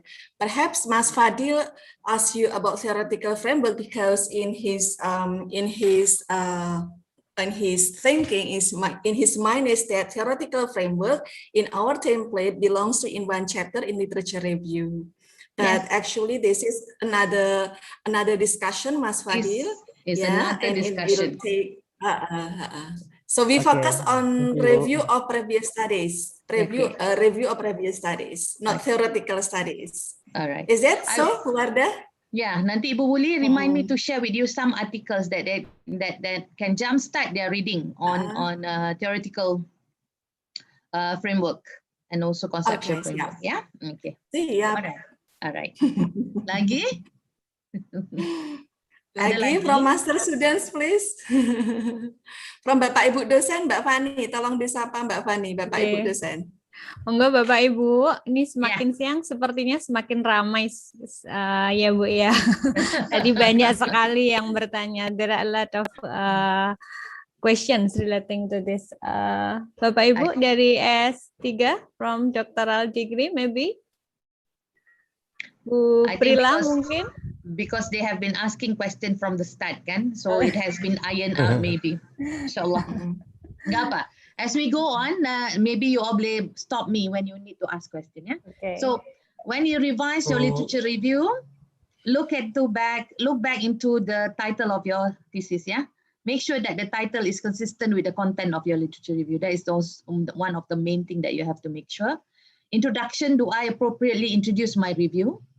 I've given you some examples earlier, right? Thesis: does my review have a clear claim? Body: is the organization clear? Have I provided headings? Now, some people love to do review like paragraphs and pages without heading. Split them up. Okay, split them up. It's easier for the reader to understand the flow of your thought. Now, you own your thoughts, definitely. But remember, your reader do not read your brain. They don't have the same brain as you. They are reading it as something alien, totally alien to them, because it's a new work. So you have to split your chapter into suitable headings, right? So you have your main heading, your subheading, or further, if you need to break it further, then you have small headings after that. So all these headings help the reader understand what you are trying to present in here. Okay, especially when you want to compare. For example, you want to compare subjects. You want to compare. You want to look into literature on the teaching of listening, but you want to compare the research according to subject, according to location, according to methodology. Okay, so you split them up and give separate heading. That will help the reader very much. Yeah, and then topic sentences. Have I clearly indicated the major idea of each paragraph? Okay, is it clear what I'm trying to say for each and every paragraph? Transition. Does my writing flow or is it staccato? So you have to make sure it's cohesive and coherent. And then conclusion. Do I provide sufficient closure? And check again, we are all English people. So English people in the people in the English field. So make sure you don't have major spelling and grammatical mistake. That is the glaring thing, because you'll be writing in English, can? Okay, so these are the things that you have to look into. Now,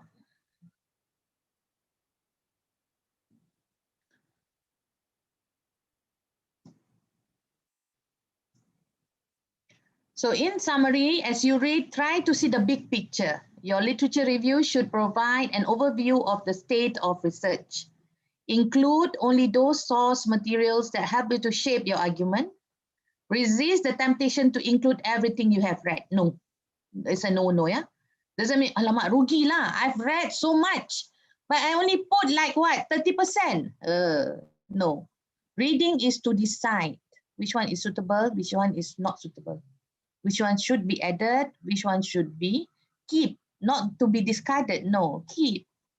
Later, you can use it for other purposes, articles and whatnot. Balance summary and analysis as you write. Keep in mind your purpose for writing. How will this review benefit the readers? How does this review contribute to your study? Okay. And be meticulous about citation. That is important. Yeah? Right. Another thing, when you write, you always remind yourself, I'm not writing literature review in isolation. Because there are two chapters that I think it will be either revisited or it will be linked to. The first one is chapter 1, the introductory chapter. Okay, so in the introductory chapter, usually you will give a brief introduction to what your thesis is all about. Okay, so don't overload your chapter 1 with this previous research that you have read.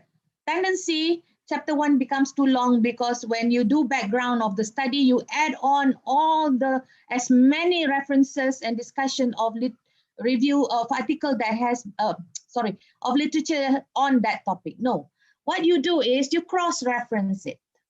Okay, let's say you comment, you add a sentence, a comment on what previous research on this topic has been like, and then you say in bracket, please refer chapter 2, page what, section what. Okay, this is further discussed in what chapter, what page, what section, and so on. Okay, so this is what we call cross-referencing. Cross-referencing is a beauty of a thesis. Not many students do that. You tend to have your chapters in isolation. Try to include wherever suitable this cross-referencing. You can cross to a chapter after, or you can cross back to a chapter earlier. So for chapter 1, tendency you will cross to chapter 2 a lot. So you don't overload chapter 1 with references. Okay?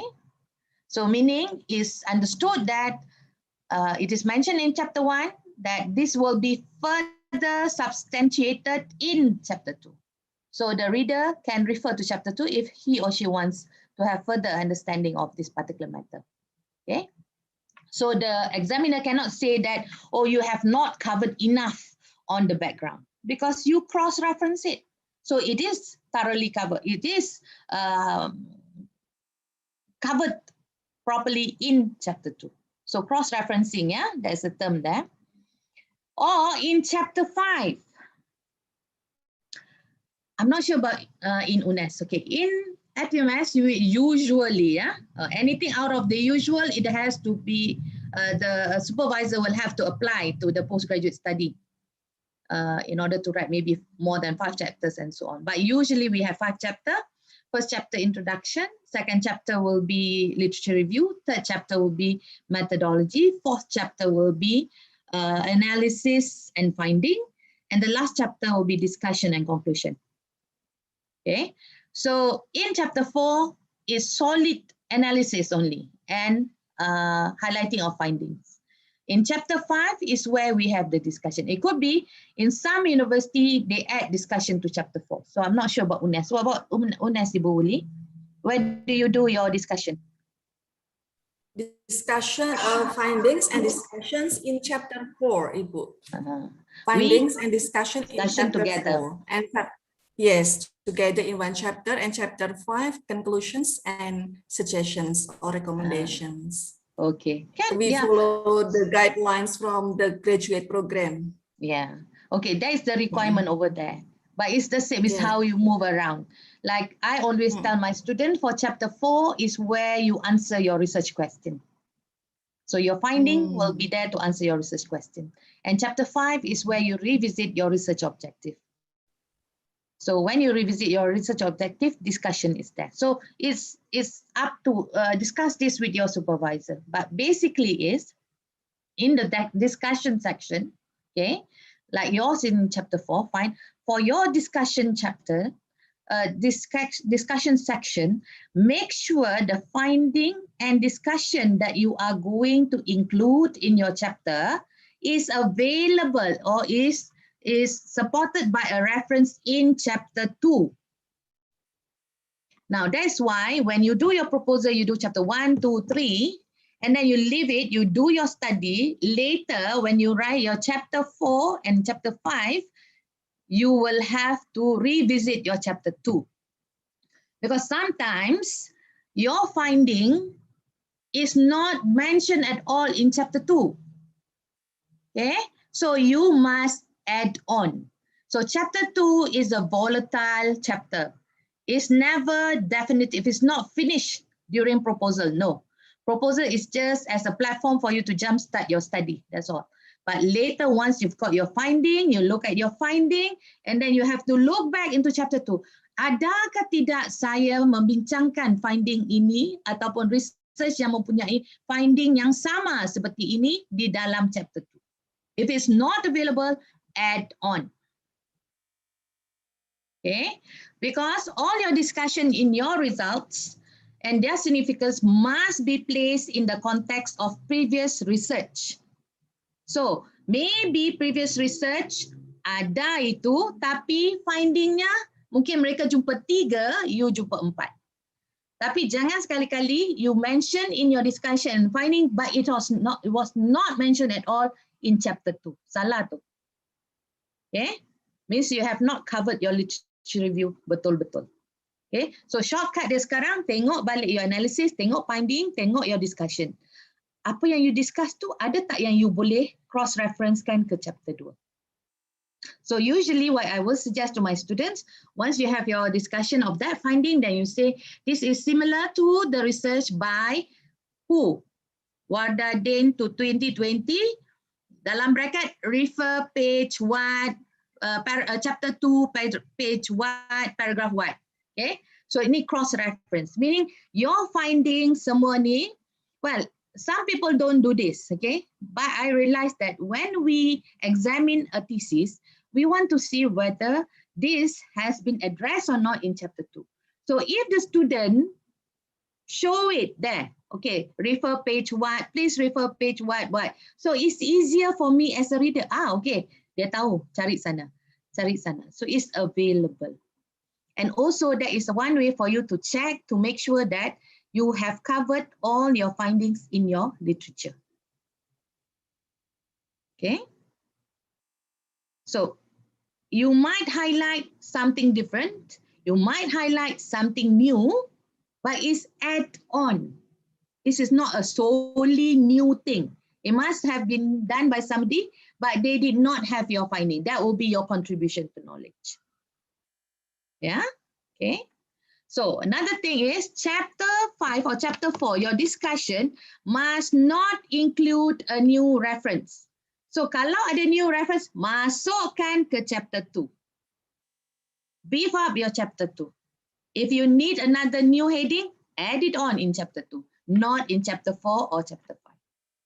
Chapter 4, chapter 5 tidak ada new reference, yeah? You have to remember that. The way you present some sources in literature review might need to be changed in the light of your research finding.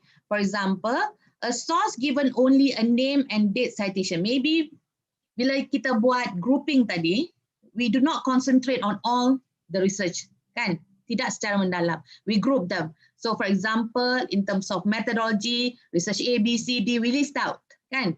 Tahun berapa tahun, nama tahun, share the same research methodology ini. Suddenly dalam you punya finding, okay, you realize that Ni sama dengan yang satu tadi. Tapi di dalam chapter 2, I did not discuss it extensively. Okay, when you find that, then you have to remind yourself to go back to chapter 2 and dedicate one enough sufficient discussion on that reference. Okay, so this again, all this will be guided by your finding. So it can still be done, ya. Bukannya sudah siap chapter 3 tidak boleh usik, tidak. Chapter 2 tu boleh diusik sampai submission. Okay, so it's for you to play around and mold it again. It is useful to read through your discussion with a copy of your literature review beside you to ensure that your comments about sources are consistent. That's what I do. I will always have my literature review next to my discussion. So I see, oh, this is my finding. I see, it's available. This available.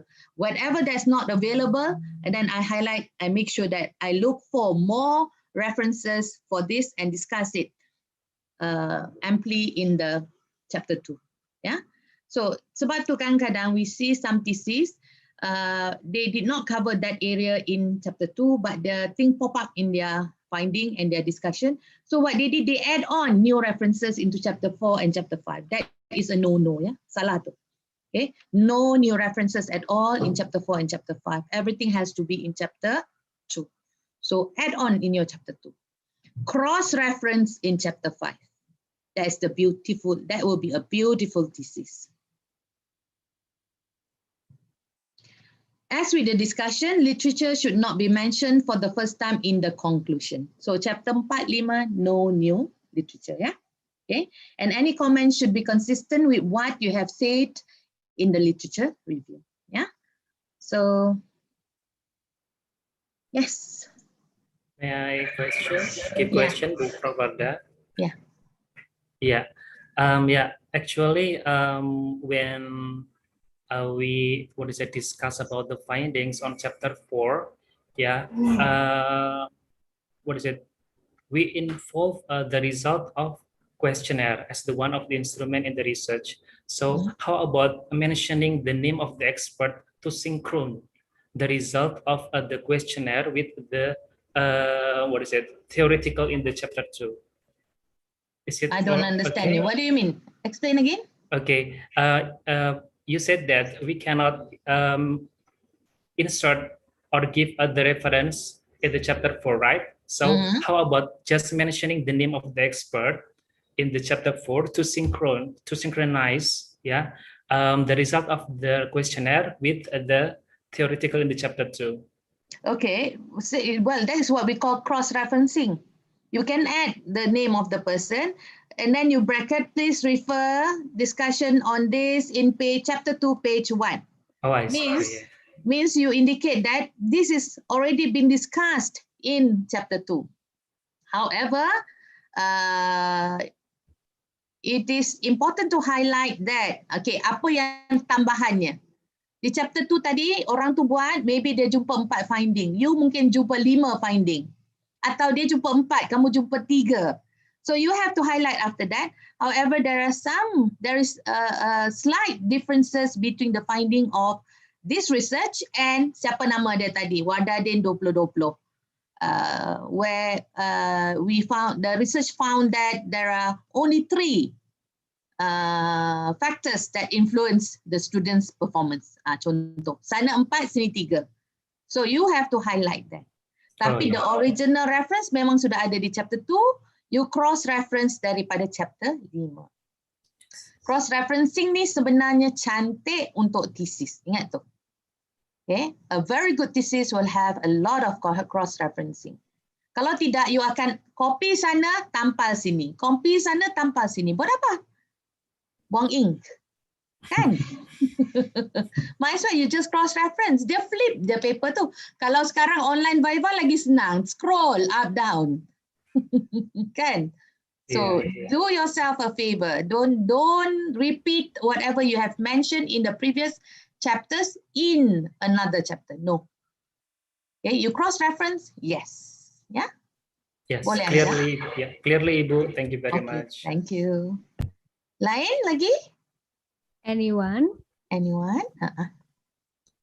Bapak dan Ibu? Sudah sepi nih Bu Wardah. Semuanya makan tengah hari barangkali ni. Well, I think kalau ada soalan nanti pun, I think Ibu Wuli boleh juga sampaikan kepada saya. Nanti kita boleh have a further discussion. Okay. Again, thank you all for a wonderful, well, not a wonderful, for 4 wonderful sessions. I really enjoyed myself. You have been very supportive and very active. I've also learned quite a lot from you guys too. Yes, definitely. Thank you. Thank you. Okay. Yeah. Okay. May I Thank you, Prof. give the conclusion, Ibu Wuli? Okay, Yes. ladies and gentlemen, we finally come to the end of this lecture, yeah, unfortunately. But before I close the lecture, I would like to take the conclusion from what Ibu Wardah has presented to us, yeah. So the purpose of a literature review here is to gain an understanding of the existing research and also debates that are relevant to the particular topic area of study, and also to present that knowledge in our field, yeah. And writing literature review can be in terms of summarizing and then synthesizing and then criticizing and also comparing. I also know that copying and pasting is not something burden. Yeah, it's not something wrong, but it depends on the purpose of copying and pasting. As Bu Wardah mentioned to us that the purpose of copying and pasting here is for collecting the idea which can support what we are studying. And also thank you, Ibu Wardah. I would like to say thank you to Ibu Wardah for this informative, interesting, insightful presentation, and can open our minds to have a better products of literature review in our dissertation and also thesis. And thank you for all the participants for the very active participation. Finally, we can give applause for Ibu Wardah and also for you all. Thank you. Thank you, all of you. To Ibu Wuli. Alhamdulillah. Yeah. Okay. Alhamdulillahirabbil alamin. Thank you so much, Mbak Cantik. Aduh. Terima kasih, And thank you Adinda. so much, Ibu Wardah, and all lecturers and students, master's program and doctoral program. Alhamdulillahirabbil alamin. The 4 sessions, guest lectures with Ibu Associate Professor Dr. Wahdatul Akmandin ends in a very nice ending. Unfortunately, ya, sayang sekali. I hope Ibu Wardah, insya Allah next semesters or perhaps in the near future, Prof. Yan and I or some of the lecturers from UNES can also share knowledge and experience, yeah. So we can have a further cooperation like joint lecture. Yes. Perhaps Pak Yan will say something about this. And Bapak Ibu mahasiswa master, doktor, dan Bapak Ibu dosen, we have Pak Widi, Pak Rohani, Bu Intan, Bu Alif, and others. We have 4 sessions with Ibu Wardah. The first is 17th April. We discuss about current research trends in ELT, ya Ibu. Yeah. And then the 26th of June, we discuss or we have a lecture about research problem formulation. And then on the 3rd July, we talk about methodology, and Ibu Wardah also share the soft file of the very fruitful book about the methodology. And this is the last about the literature review. I think this is not the end of everything. We still have many opportunities to extend our cooperation, ya Ibu Wardah, insyaAllah. Inshallah. Yeah, insyaAllah. And I'm sure that students get enlightenment, more motivations, and broaden their knowledge about writing research proposal.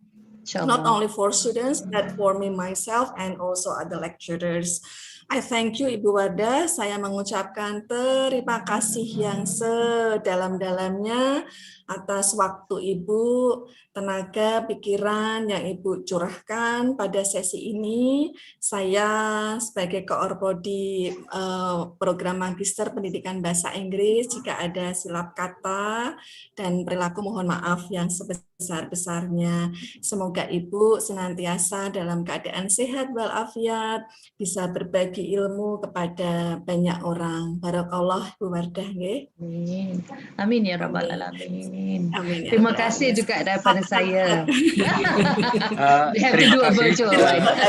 Silakan Pak Ian. Ibu Wardah. There is one Iya. word, Silakan Pak Ian. for you.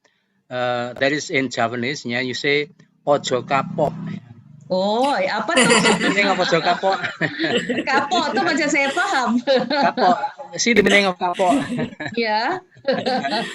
Okay, what is jangan kapok? What is don't be? Ojo kapok. Ojo means don't. Ojo means don't. Yeah. Kapok means reluctant. Maybe. Don't be reluctant to come again to this campus, to share your ideas, your knowledge. Never. I'm always happy to join you guys. Yes, it's a wonderful experience. Alhamdulillah. I think this experience is something that I can never buy. It's very special to me. I learn a lot from all of you. And in doing it also, I also enhance my own understanding of the different areas. Research ini very rich and very volatile, berubah selalu kan. Jadi as ni kita pun upgrade kita punya understanding juga. And bila kita explain, kita cuba juga explain kepada diri sendiri. Kalau kita faham, insyaAllah orang faham kan. Terima kasih banyak-banyak. Kalau ada salah silap, saya mohon maaf juga. Saya hulurkan 10 jari, maaf, ampun dan maaf kalau ada yang tersilap cakap ataupun terkasar bahasa. InsyaAllah jumpa lagi. Thank you very much, and we may meet again someday later. Yeah. So jangan kapok. Jangan kapok. Jangan kapok. Jangan kapok. Mungkin Pak Widi atau Bapak Ibu dosen, Pak Rohani, Bu Ali, Bu Intan mau menyapa. Okay, thank you, Bu Uli. Halo Bu Wardah. Hi. You know that Bu Uli and I have been friends since 1993, and because of this, Bu Uli have a good friend, make a good friend with you, and I have a good friend with Shah for especially for our program. Yeah, so Small hopefully. world, Inshallah, yeah. So hopefully that we will continue our partnership, our cooperation, and make further collaboration, inshallah. Thank you, Bu Wardah and Pak Syah. Terima kasih, amin. Thank you.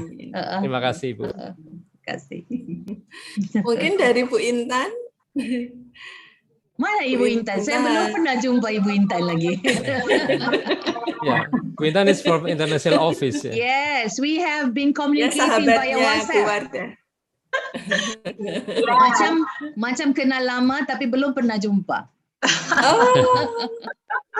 Belum pernah jumpa ya. Actually we met in LT, Dr. Wardah, but maybe you did not realize at that time. Oh, you mean during the conference? Yes, I did. MasyaAllah. Yes. We met once. Yes, we have met. Ya, baru ingat. The photo of mine is the same as my face today. Okay. I'm so sorry for not turning on my camera then. It's all right. Yeah, thank you so much, Dr. Wardah, for your cooperation so far. I'm glad knowing you, and also you being helpful, being kind, for helping UNES, especially in collaboration. It's not only for exchange student, but also for case lecture and for further collaboration, as Bu Uli said, for joint lecture. Yeah, Thank you so much. It's a mutual thing, darling. Okay, when we help you, you help us. Okay, and we become closer, inshallah.